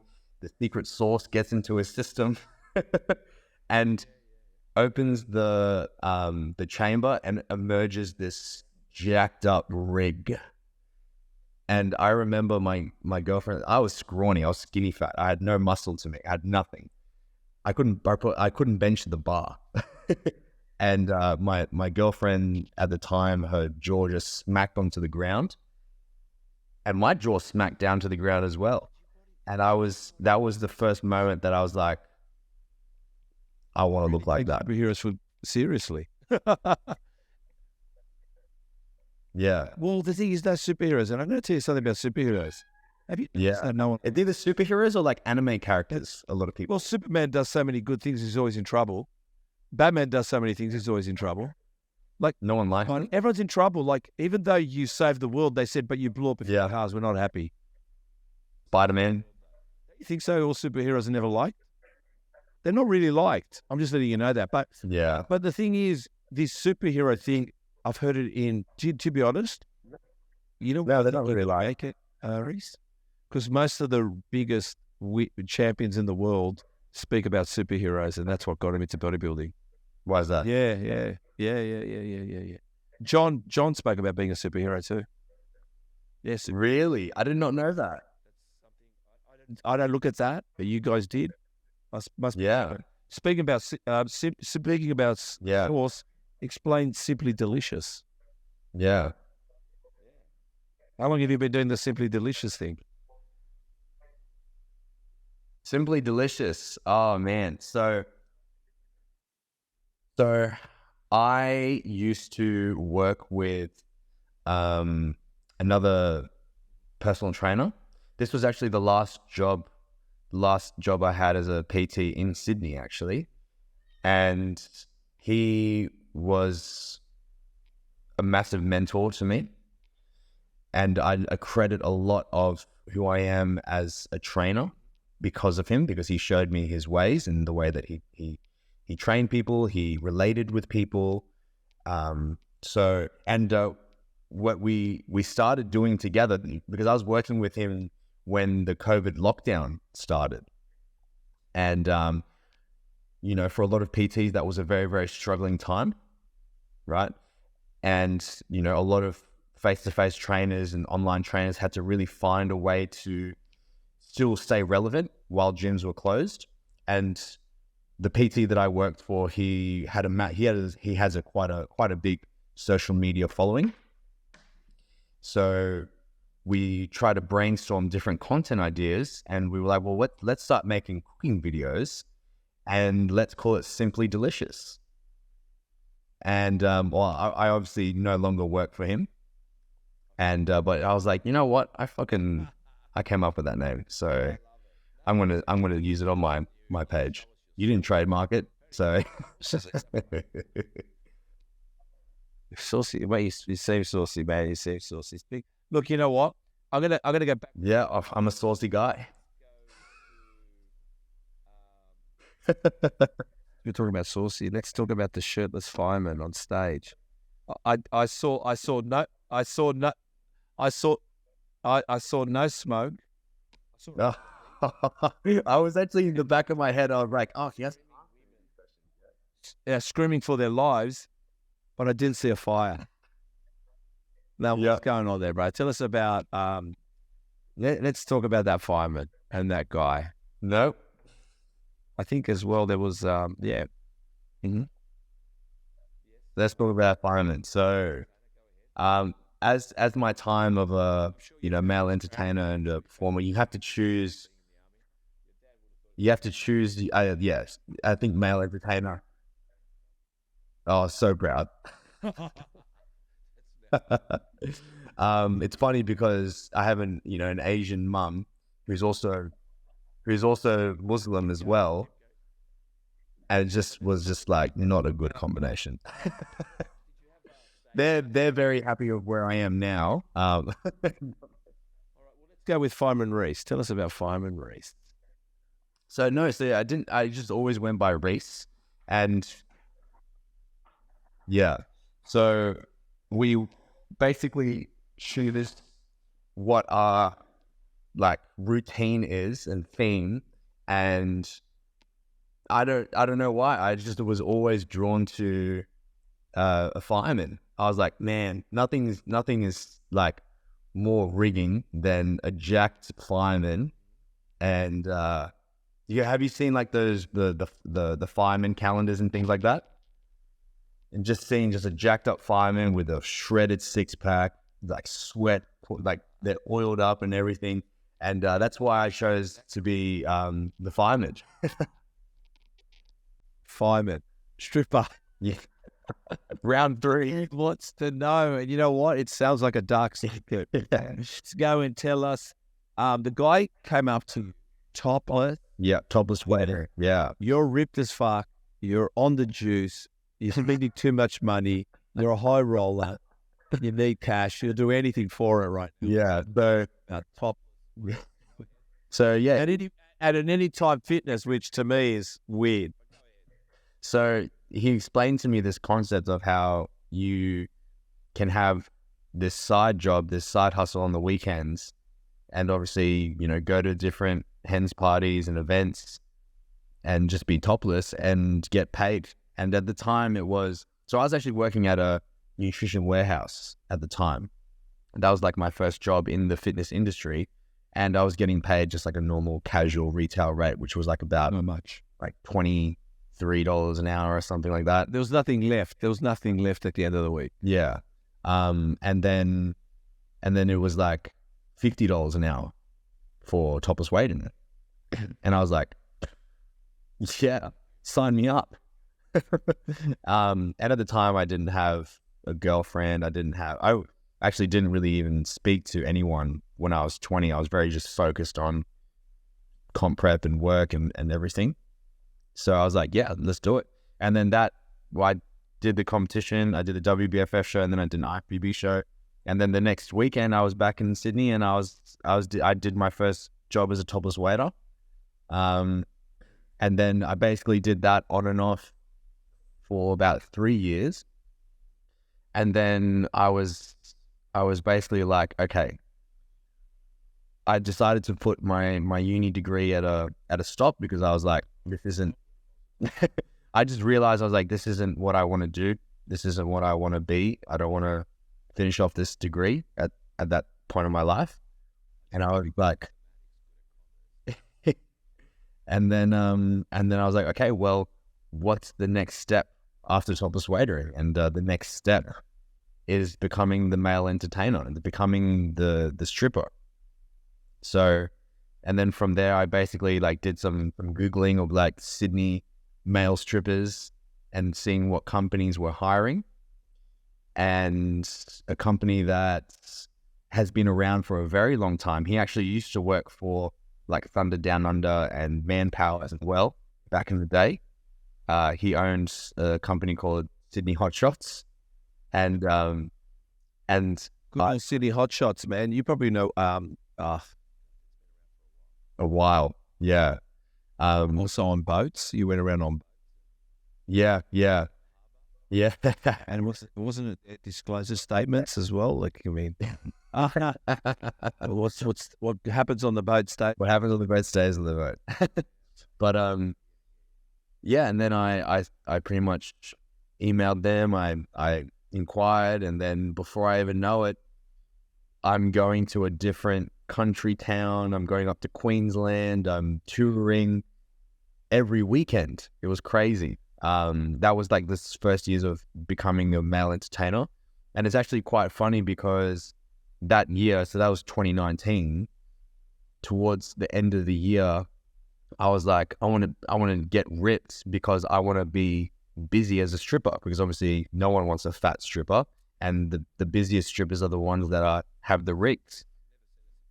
So then I actually started, exactly. So I started leaning down for summer because I was like, I want to get into the best shape of my life. And then coincidentally, things were going really well. I had no stress in my life. I was just like a 23-year-old having the most fun in the world. And my mates were like, Rhys, you're looking really good. Why don't you just compete? And I was like, oh, I mean, the shows are only like 8-10 weeks away. Like, I could actually get into stage lean in about 8 to 10 weeks. And then I was like, yeah, let's do it. And then I decided to do the WBFF show in Gold Coast, the season, the one in October. And I had no expectations, because for me, it's like, I just wanted to get ripped for stripping. And then I ended up coming second. I ended up coming second for muscle model. I was like, okay. Like, I remember going up on stage and doing my thing, doing my posing, and I didn't practice my posing at all. It was, I was going to say, you must have just done a strip show for it. yes. And then they announced the first call outs, and my number was the first one to get called out. And I was like, what? I had no expectations. I was like, this is crazy. And then I ended up coming second, and then they actually was told. Tell us more about your shows. Tell us more. Yeah, so then I was told that in 2 weeks' time, there is actually going to be another WBFF show in New Zealand. And I was like, man, I came second. And the guy that beat me was actually someone from New Zealand. So had it only just been an Australian-only show, I would have won. So I was like, man, I was so close yet so far away. And I was like, you know what? Let's do it. Let's go all in. Last minute paid for flight to New Zealand, accommodation in New Zealand, comp registration, everything. And then that's I went over to New Zealand and I won. That's how I got my WBFF Pro card.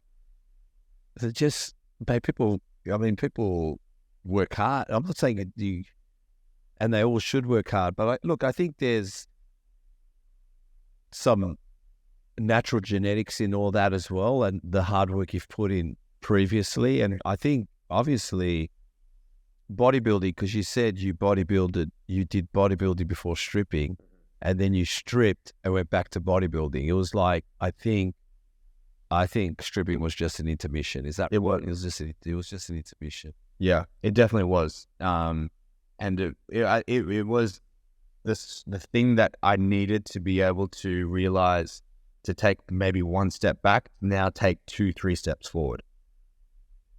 Yeah. Well, mate, you're a good stripper, mate. You're a good stripper. But, with the stripping book now closed, I can say that I've traveled all around Australia.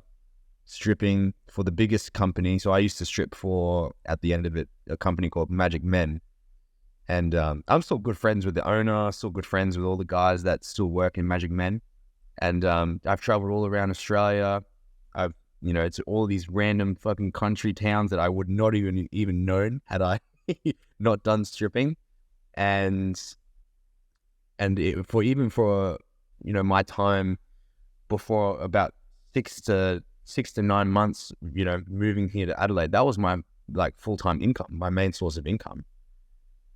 So what was the PB on propositions? How many numbers did you get in a night, or propositions in a night? Come on, give us a number. We don't want to elaborate. It could be male or and it could be male or female. How many propositions did you? What was your record in one night? Right. A true gentleman never kisses and tells. I'm gonna leave that with you. But we help. It's funny that you say that. I actually don't know because when I say propositions, I'm not saying the act. I'm saying like slipping phone numbers to you or come home with me. I'm sure they all say that, but I'm saying like a true proposition. Someone makes an approach and says, I like you. Yeah, it's funny, yeah, because I actually wouldn't know the answer. It would be plenty more than what the average man would get, because the role reversals are completely flipped. It's like the man is not chasing the female is then chasing the male, and I think that really just got to my ego too much, and it got too much in my own head, and I realized that, and I was like, man, I need to recenter myself.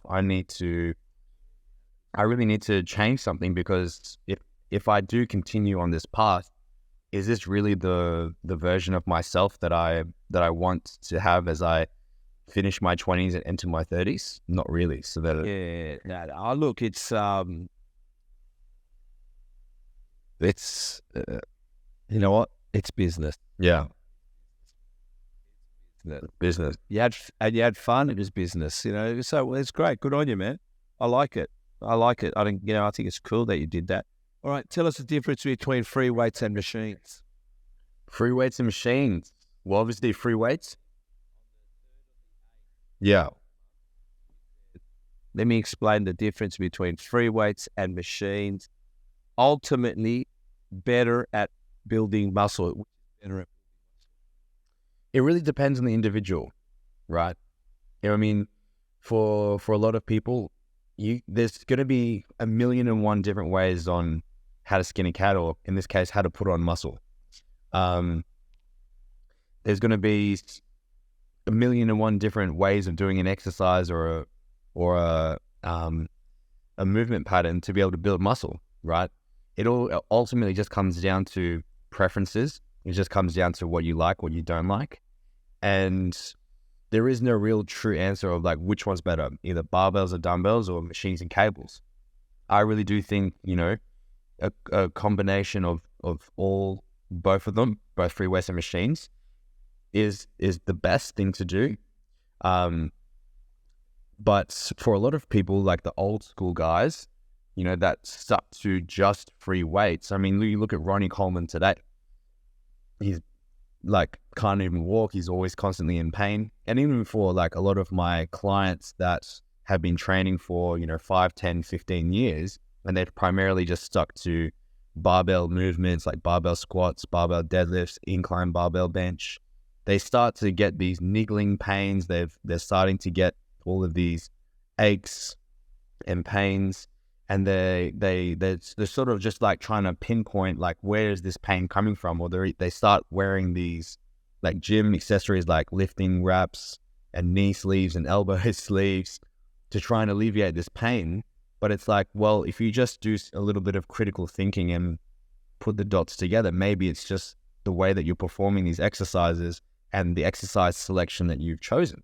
So why don't you just take a step back, utilize these new advances that have now occurred in the last couple of years, all these beautiful machines and all these cable systems and pulley systems that allow us to be able to stay in the right positioning, because at the end of the day, I don't really think there's such thing as perfect form. Perfect form to me is being able to just stay in the locked in position to be able to put as much stress and tension on the muscle as possible, which machines and cables allow us to do in a more safer and more least compromising way. I think actually Lane Norton was saying that he believes there's no perfect or hasn't been built the perfect leg raise machine. Really? He's saying that firstly, it should extend even further back. Yeah. And he also said it should be on a 45-degree sit. You should be leaning. This is leg extension, you mean? Leg extension. Yeah, I agree. I actually, yeah. Good. What's it called? What's contracting back? Like we're talking about your ankles should go even further back. Yeah, no. Should be. Yeah, I agree. There's actually the gym that I work at, Derrimut Windsor Gardens here in Adelaide. It is like the most equipped gym I've ever been in. And there's actually a leg extension that we have by a hoist. And the hoist equipment, your body actually moves while you actually are initiating a rep. And that hoist machine actually does it. It actually pushes your back backwards and helps you actually raise your legs actually into a deeper contraction. Yeah, and there's and but even when it's supposed to your ankles, it's like, if I could put a picture to it, your ankles should be touching your butt to come back up again. Yeah. That much of a contraction. Obviously, to the point you're not going to bust your legs. Yeah. Look, I think bodybuilding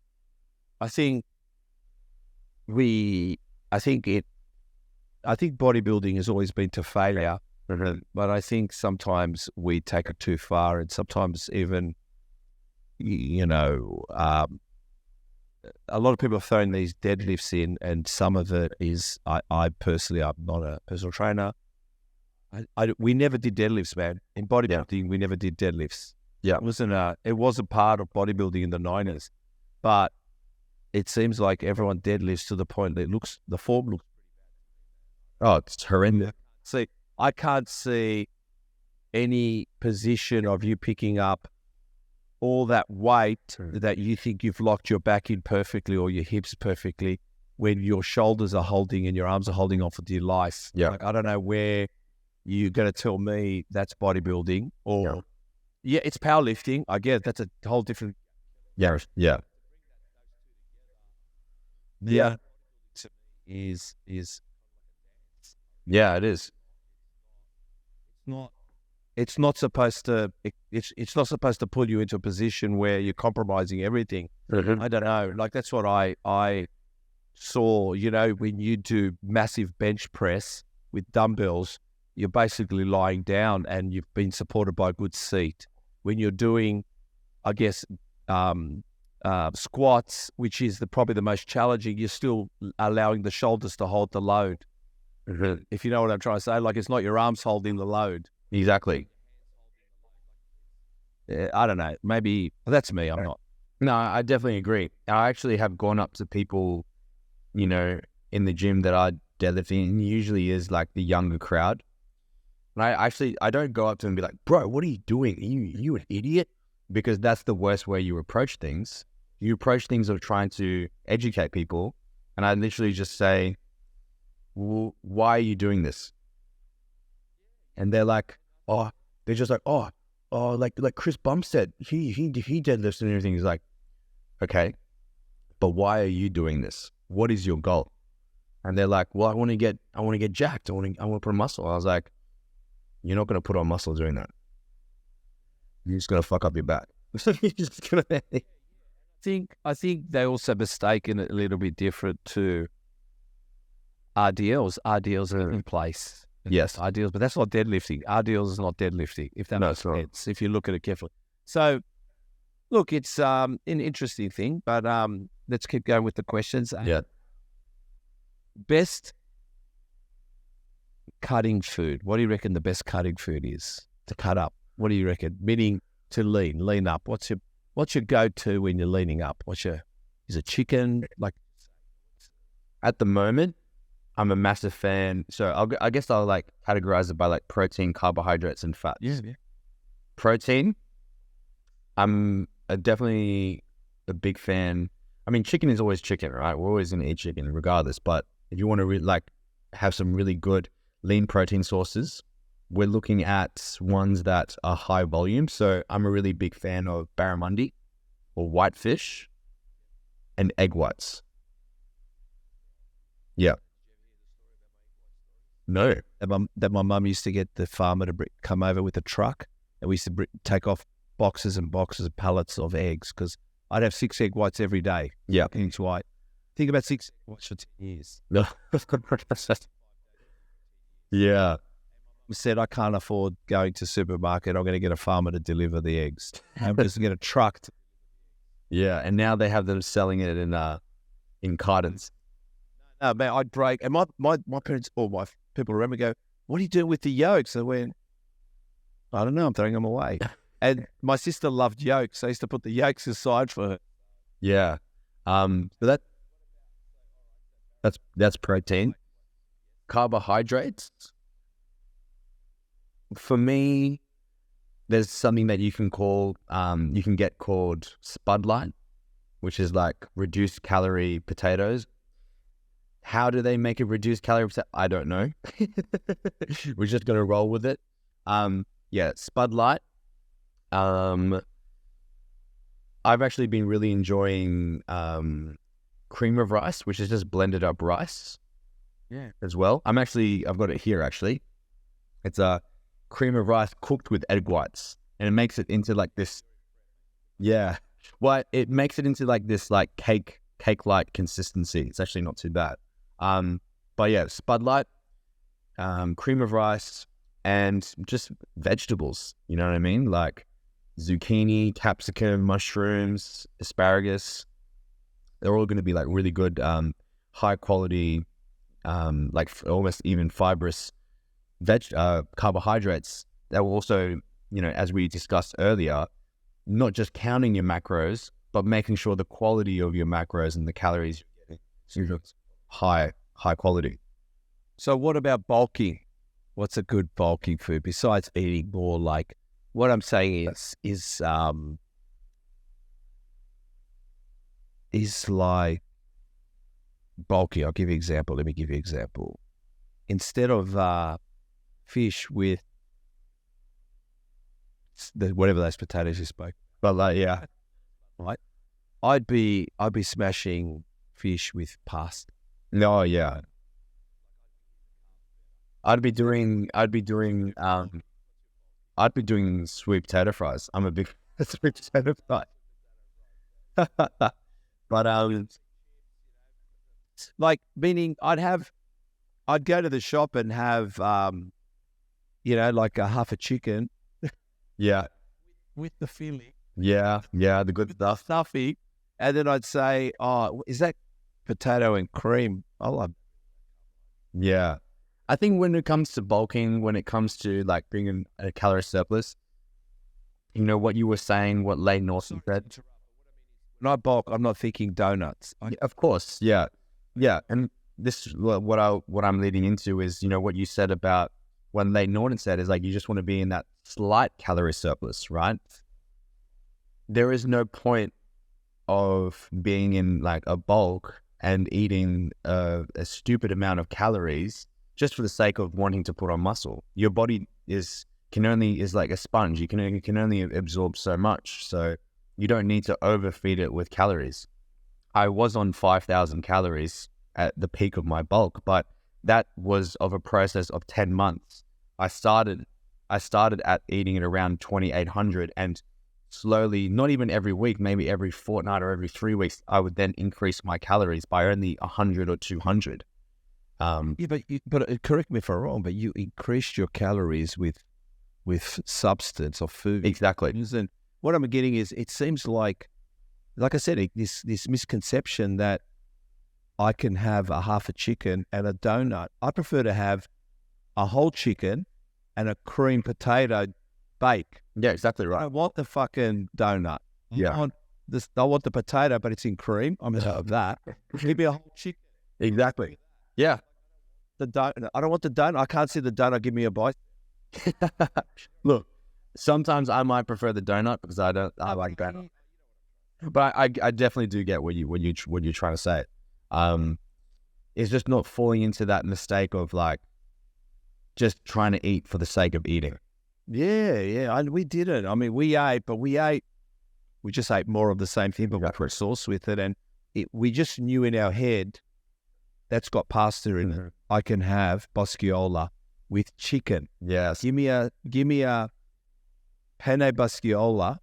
Do you want chicken with that? Fucking oath, I need the protein. Bro, you're making me hungry right now. I'm 8 weeks out, remember? True. What am I doing to you? Okay, you spoke about the comps you've been in. 4 years working towards this. These are your words. 4 weeks working. There was a post. You said something about I think what I'm trying to remember now. You've been in comps, WBFF, and you said 4 years working towards this. What does that mean for you? Well, so the last time I would have stepped on stage for a bodybuilding competition would be 4 years ago. Yep. So this is what it means. Yeah. Wow. Okay. Well, I've got it. Look, again, talking about the WBFF, let me tell you, man, is it Victoria's Secrets? I mean, it must be. It's like a show of Victoria's Secret. It's an amazing show. Yeah. It's a spectacle.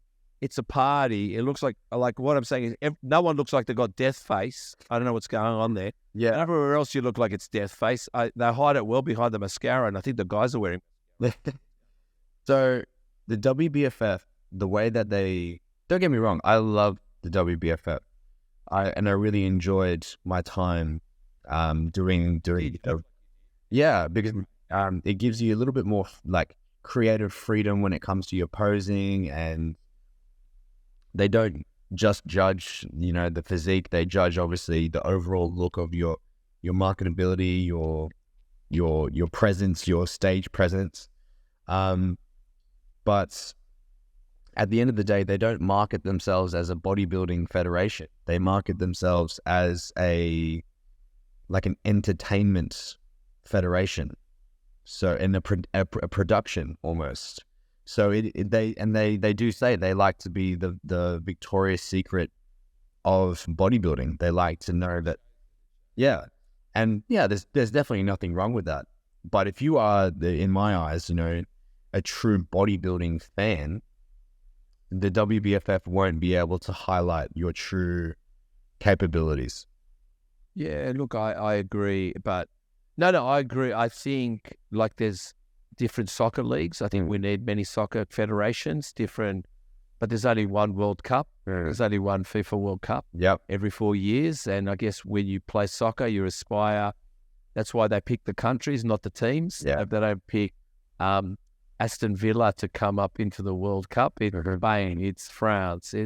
I guess if you're going to go represent Australia and you want an Olympia as the World Cup, you're going to have to be chosen or go into those comps to play. Yeah. No, I think they're all good. Okay, so what?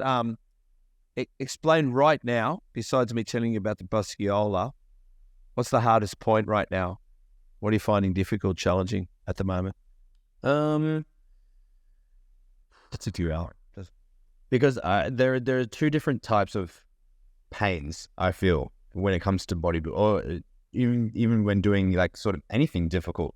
When you set a goal out, it's when things are hard and when you're truly suffering. So like, what's hard in a bodybuilding comp prep? Like, okay, you have to have lower energy levels. You're hungry. You're irritable, right? But these are all things that with time will subside. You know what I mean? So being able to flip the switch in your mind, and what I do is, I'm hungry. Okay. That must mean I'm burning body fat. Nice. You know what I mean? You're like, oh, I'm a bit irritable. I'm tired. That's okay. I'll just go to sleep a bit earlier tonight. That's fine. I'm going to be finished work soon. Like this training session isn't going to last forever. As long as I get it done and I do it with my best capability, that's all that matters. But when you're really suffering in prep, that's like when you have those feelings of almost passing out. It hurts to even walk around because your legs are just so heavy. I'm not at that point yet, and I don't expect it to. I know it's going to happen because I've done it before, but that doesn't really set in till about maybe the 5 weeks out, 3 weeks out, when it's really those last little stages of prep. So I'd say like the hardest part for me right now is, I guess you haven't done it for 4 years, I guess, when you're trying to... Yeah. Honestly, like, no, and I'm not even gonna lie. Like, I am scared. I'm scared of feeling those feelings of what a hard competition bodybuilding prep is. It's not fun. It's when the leanest I've ever been was actually when I was 20 years old. It definitely was sub 5% body fat, probably 4% body fat. I over dieted. It was actually very, very unhealthy, to the point of where I would actually get nosebleeds every single night. It was sometimes it's close to eating. Yeah. And I was getting nosebleeds every single night. It was that bad. And I remember one night I got a nosebleed for about an hour straight. The next morning I still did my morning cardio, and I still ate less than 2,000 calories that day and went to work. And I remember just having my head on the counter in Nutrition Warehouse the whole day because my blood pressure would have been that low from losing that much blood. But I still pushed through. So, I am scared right now. Like, I'll be completely honest, and there's nothing wrong with me. Just go and get the pro card. But there's nothing wrong with being scared. There's nothing wrong with having those thoughts, but you have the choice of whether you let that fire consume you or you let it fuel you. Well, I'm just going to tell you this. There's only hard, inversely. Yeah. It's hard to get up at 5 a.m, or it's hard to regret not waking up at 5. Exactly. Right? There's a hard. So pick one. Yeah. The other thing is, if it's not scary, it's not pushing you. It's not worth it. It's not worth it. No, I'm scared every day. I love being scared. I love being scared. All right, mate. Do you think the blonde hair is going to make a comeback? The what, sorry? Oh, Blonde. never. What's the blonde hair moment? So I guess I'll just one of my clients actually was able to explain this to me really, really well. And when I did dye my hair blonde, there was a lot of things in my life that were happening to me. Can you explain one? So I actually used to own a clothing company, and that's where the whole entrepreneur that side of things came from. I was very, very naive back then, thinking, I could start like an online clothing business and I could be this online entrepreneur and earn all this money and blah, blah, blah, blah, blah. You sound like Chris. And, I started that with my best friend at the time, and unfortunately things didn't go the way as planned, and I had to relieve my half ownership in it. That impacted me quite a lot. Another thing, the person that I was working for at the time just did a complete 180-degree spin and just treated me like dog shit. And then I had to... Working for in what industry? Like as a PT. Yeah. And I had to quit because it just wasn't treating me well. That really impacted me and whatnot. So all these things were happening in my life that were just out of my control. And one of my clients actually explained this to me really well. For a lot of people that dye their hair in a completely different color are doing it because they're wanting an identity shift, because it is one of the few things that they have control over. Well, I dyed my hair crimson because my coffee company's got a crimson color. Yeah. I'm not saying all people do that, but Yeah, hear me out. I think, you know what, I'm gonna tell you what I think. I think we all need an alter ego. We need a stage name. yeah. I'll give you, and I've got a stage. I don't have a stage name, but I have a guy that in me that is who he is, and that I call him Harry. Yes, And Harry, he's the one he's got road rage something. Yeah, yeah. And Steve says, "Hey Harry, calm the fuck down." And I'm the one that bastardizes people in the shower. Like I go, "Oh, that prick's fucking beating me in this," and I go, "Can you calm down, Harry?" So we need Harry something. Yeah, we do. So all I'm going to say to you is, the best thing you can ever do is learn who's going to kick the door down Mhm. and who's going to have chivalry. Yeah, You can't have both. You can't have chivalry and the guy that's dropping bombs. yeah, And when you walk away from a scene and it blows up behind you and you're walking over like you're walking away from it, sometimes you got to have that motherfucker that blows the bombs up. yeah, Because I prefer chivalry and I prefer to be a gentleman. I prefer to be everyone wins and everyone gives. But then you got other motherfuckers that come along, which is all good. But sometimes Harry's got to come in. yeah. Exactly right. Harry. So maybe you need sometimes Harry to get you to that comp. Yeah. When you're scared, you got to say to yourself, "Where's that blonde prick?" if it is, I'm just saying you got to do your blonde hair. But I know what that person's saying. Yeah. Sometimes you need that the identity to push you through something. Yeah, And I've realized I've got that now. I keep it with me all the time. yeah, And that's the one that is savage. Sometimes I have that savage. And then I love smelling flowers.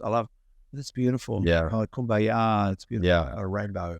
You know, I like all that. I prefer that actually. Yeah. I prefer that more and more, but yeah. it doesn't help. All right, we're going to go over the whole body now, man. Success lives in powerful bodies. And powerful bodies are fueled by the best. threeog.shop. Let's go over the body. Exercise reps and sets. We just got to go through it quickly. Traps. I don't train. I've listened to a few of these, and I'm the exact same. Don't train traps. I don't think that it's necessary to train traps. If you are performing your rowing exercises properly, they will get hit indirectly. I think that's the general consensus from all the guys on the show. Well, quietly, I'm just going to, I haven't given them up yet. But every now and then, I don't mind a good old dumbbell shot, you know. I do enjoy it, but you know what I've done? Instead of doing 3 sets of 15 or 3 sets of 10, you know what I do? I do one. Yeah, Burn out. to burn out. I go one, burn out. I just go once just to, I have to do it. Yeah. Like an addiction. So I do a seated shrugs to failure. Yeah, Just go to failure. So that's it. And then I walk away. yeah. I go, I've done it. All right, delts. What about front delts? What do you do? Front delts, dumbbell shoulder press. Either dumbbell shoulder press or like some form of like a plate loaded or machine shoulder press. What? How many sets, reps?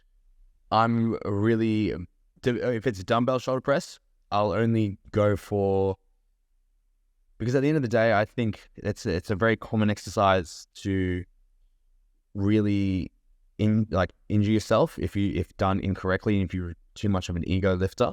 So I like to make sure nothing less than 8 reps. So you're going for anywhere between 8 to 15 reps. Sets?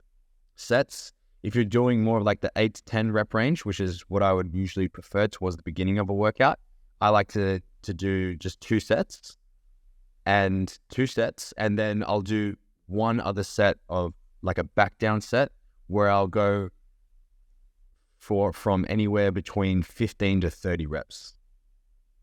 Wow. Okay. So you're going heavy, failure, and then you're failing on the rebound. Yeah. Side delt? Side delts.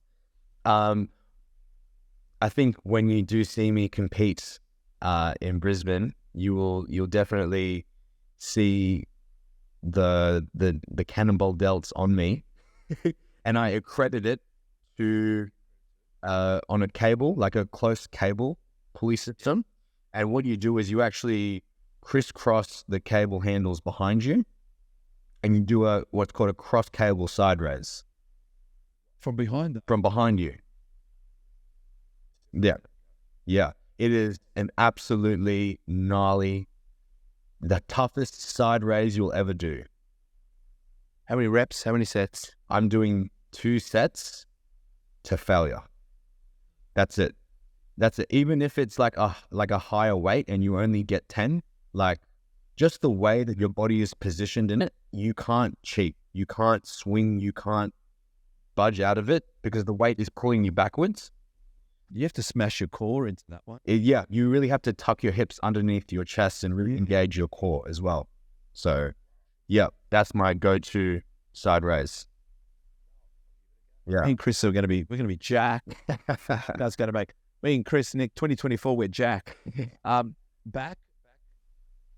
I'm definitely a really big fan of like a chest supported T-bar row. That's definitely hands down my go-to back exercise, because you can really, whether it be, it doesn't matter which T-bar row you do, you can target either your lats or your upper back, just depending on like how you position your hands and if you flare your elbows out or not. That's definitely, chest supported T-bar row. Wow. And what about chest? Upper chest? Chest? I think these are some of these exercises not a lot of people have actually set. But well,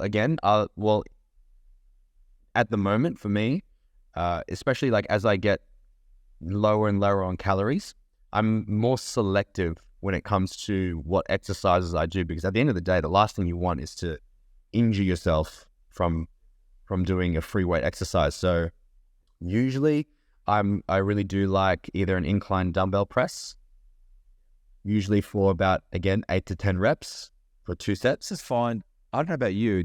I find myself stronger on incline than I am on? 100%. I never really do flat dumbbell press. I just find it's my shoulders come too much into it. But at the moment, my go-to is actually an incline bench set on like number 5 or number 6, and I put it in between the cable system. I'll actually do an incline cable chest press. Wow. How many sets, reps? So for that one, because the cables is such a great utilization when training, especially chest, because it doesn't matter what point of the exercise you're at, you're always having constant tension, right? So there's no real need to jack up the weight and go like low reps. I really like 12 to 15, or 10 to 12 or 12 to 15, well, 10 to 15, let's just say that. And really, really slow down the tempo, feel the burn, feel the stretch as you come, and you sink your elbows all the way down and then explode as fast as you can. And you can really push yourself to true failure in a safer way with that one. When you said the rear delts, I think it was Oh, wait, no. So T-bar row was for back. So rear delts, I really, really like face pulls, actually. And what face pulls? What sets and reps? Face pulls, usually I tend to find rear delts to be, because it's such a small muscle, you don't necessarily need to be using a ridiculous amount of weights, I find. So, and because it's such a smaller muscle group and you're not using as much weight, I like to go for 15 to 20 reps. Yeah, and sets? Set, depending on who the person is, like if they have very underdeveloped rear delts, then 3-4 sets. For me, I'm very, very lucky. I have a very, very developed rear delts. Well, I only actually just do two sets usually. Yeah. So we said upper chest. We spoke a bit about back, didn't you? Yeah. T-bar row. What was the T-bar row? Sets and So chest supported T-bar row. I'm going for, because it's on the chest support, right? You're having to keep your chest, but also your stomach and your core compressed on the pad. You can't really go excessively heavy without it being hard to breathe. So usually I'll do like one hard heavy set of anywhere between 6 to 10 reps, and then back the weight down, go for anywhere between 10 to 15. Okay. And did we say upper chest you went how many reps and sets? You know, I think you said dumbbell press. Dumbbell press? No, you said a cable. Yeah, the cable ones. Reps, you're going for 10 to 12. And then if you're looking at really wanting to just get a sickening pump or like a back down set, 15 to 20. And sets, 3 sets. Yeah. Okay, I don't feel with that one. Biceps. This one has to go to, this is, I call this one to my clients, the true humbler of bicep exercises. It is an incline bench dumbbell bicep curl. Yeah, I've done that one. And when, I actually only do 2 sets of this to failure. And usually it's about anywhere between 10 to 15 reps. And when I'm doing it, I'm really tucking my elbows into my waist and really just pushing my arms outwards, right? I'm not curling straight in front of me. And as I'm contracting at the top, I'm really squeezing, right? Controlling all the way down, taking like 3 seconds on the way down. But the main thing that I get my clients to do is I tell them to flex their triceps at the very bottom. Because when you flex your triceps, your bicep becomes fully stretched, right? So you're getting the full range of motion and the full stretch that your bicep needs to be able to actually get the most out of that exercise. For a lot of people, they'll just tend to just keep on swinging their arms for dear life, but not actually getting the full stretch. They'll focus on the squeeze, the contraction, but not so much the stretch. I like to go 10 to 15, but because it is like an isolation, right? I only over the last couple of months, I've had this new sort of like realization that 12 reps, 15 reps it's not some arbitrary number where it's like you're going to build X amount of muscle if you do that many reps. Like if you hit 15 reps and you're like, you got more in you, just keep going. No, I was going to say to you, I've actually realized, I think my biggest struggle is if I don't find the weight, then I have to find the rep. Yeah. Does that make sense? That makes sense. So like if I can only get to 12, I found a weight I could get to 15. Yeah. But if I've got to 15 and I can go to 22, I'm just keep going. Just fucking keep going. Yeah. Tricep. On the cross cable machine again, the close cross cable, doing it, depending on whether or not you have time. I prefer doing it single arm, like a single arm cable extension. But even if you're just doing it cross cabled at the same time, it's just as good. And I like to make sure I do that with some sort of like ankle cuff so that you can actually put it into your hand and do it like a karate chop. Right. So you're not holding a grip, no. You're pushing it more with actually your wrist rather than holding it in your hand. How many reps and sets?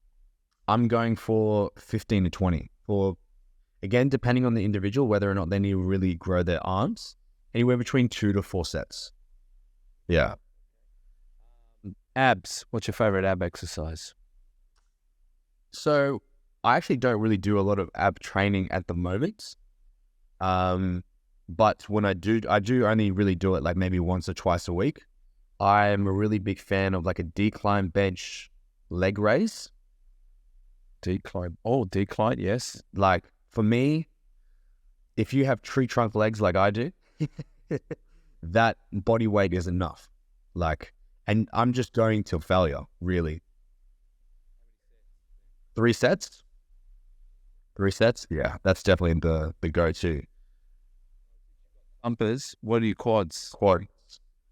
What's your favorite quad or give us a quad exercise, sets and reps? If you do have access to one, a pendulum squat. Either a pendulum squat or a hack squat. those two are definitely going to be the best when it comes to growing your quads. The amount of stimulus and the amount of stress that is put onto your actual lower body, and not just to just bounce down and come back up, but to actually control it, is extremely taxing. Yeah. And I usually start someone off just doing, even for a few weeks, just go for 2 sets of 8 to 10 until you find that weight that really, really is scaring you, and you do it for 6. Your goal is to get 6 to 10 reps. So let's say, for example, they find they're doing pendulum squats and they can do 60 kilos. The 60 kilos on like a Nautilus or Atlantis hack squat or a Watson hack squat is fucking hard. It's really, really hard. If you can only get 6 reps, it's like you just stay at that weight until you can get 10 reps, and then increase it, but little by little. I think doing without weights. Yeah. So pendulum squats. So set until you can find that hard weight. You said about 6 to 8, and you said you'd get them to do it two sets. So 1 set of anywhere between 6 to 10 reps, and then 1 back down set, 10 to 15 reps. Yeah, like I said, I haven't tried them, but I think it's similar to what. Yeah, it's I mean, if you do find that you have very like sore knees when you do squats, it usually is because you've had too much of like I find like an over what's the word?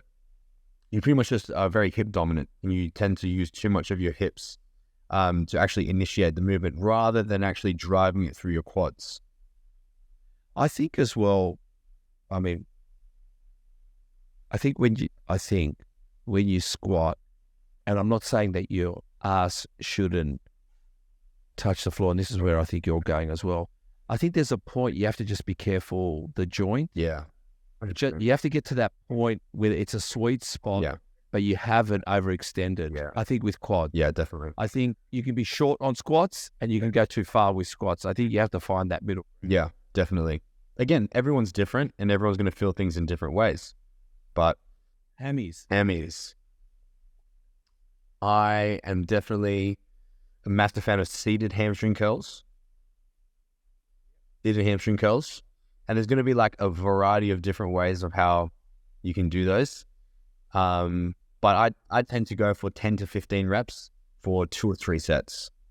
Whatever happened to the standing leg curl? Hamstring curl, the standing hamstring. I find with like lying, for me, like lying down. Lying down, not lying, stand. Yeah, lying or even standing. I find that my hips just tend to just shoot backwards way too much.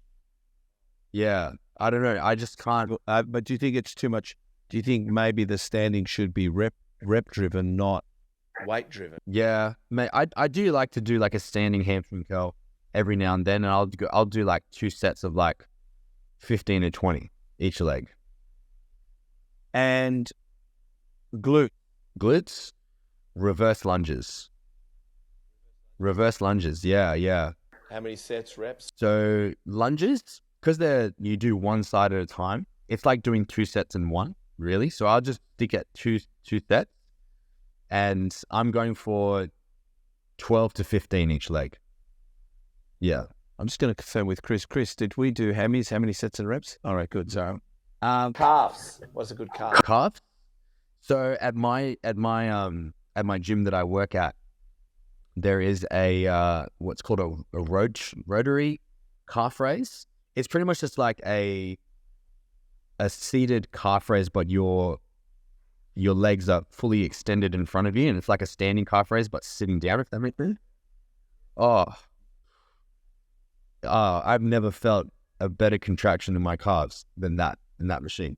It's either that or standing calf raises. If you don't have that machine, it's standing calf raise. Reps and sets, 12 to 20. So the higher rep range. But again, if you can keep going.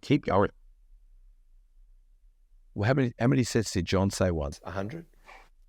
100 reps, 50 reps, 100 reps. Look, let's not laugh at him because I promise you, I've done it. And let me tell you, you're crawling. You're crawling. You're definitely crawling. And you said sets. How many sets?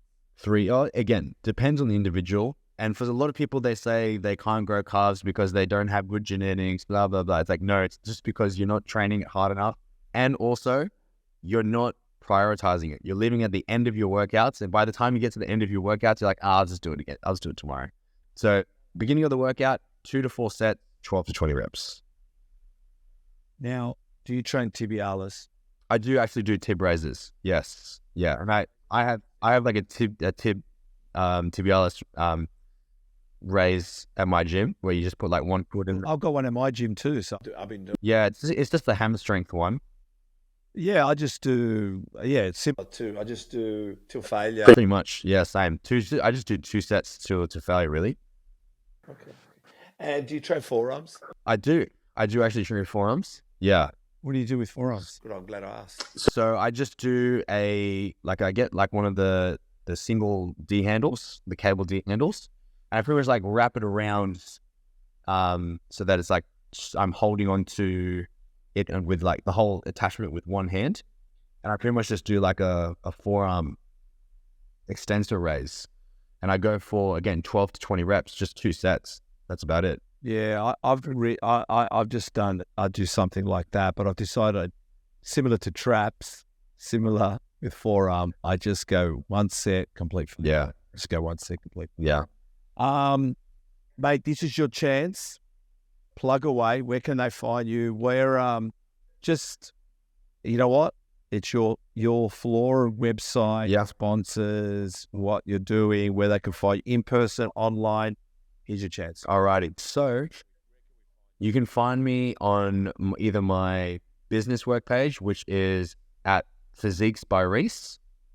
That's my coaching, my personal training page where I post all of my informative and educational content, all things bodybuilding, fitness, nutrition, mindset as well on there. And you can follow the link in my bio to fill out my client contact form if you are interested in working with myself, whether that be either face-to-face or online. And then you can also find me on my other personal Instagram page, which is at Rhys Price, 3 underscores after that. And I genuinely just post on there updates on myself when it comes to bodybuilding, just general life, mindset, motivation. It's a bit more of like a raw Instagram page where it's no bullshit. It's hard work. It is work ethic. It is pretty much it's the page that I wish I would have found when I was getting into bodybuilding. That's what I want to try and recreate. I want to be able to be a page where people draw inspiration, and if they are having a shit day and they see something that I repost, not even one of my posts, like if it's just something that I just repost on my story and it just wakes you up and being like, I need to get back to work. Like that's the page I want to really create for Rhys Price.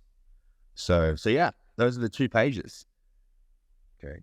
And you said website, any sponsors or nothing? I mean, obviously IFBB, Pro League coming. Yes. And we're going for the. The goal is the pro card, but at the end of the day, I've already won because I know that I'm going to be bringing the best version of me. And secondly, especially when I do my state qualifier, I'm going to have all of my amazing clients, my friends, and my partner watching me and wearing, my business. And that is going to be, I've never had that before. Hey, can they buy your tee? Is that your hoodie? Is that your? Yeah, this is my hoodie. Yeah.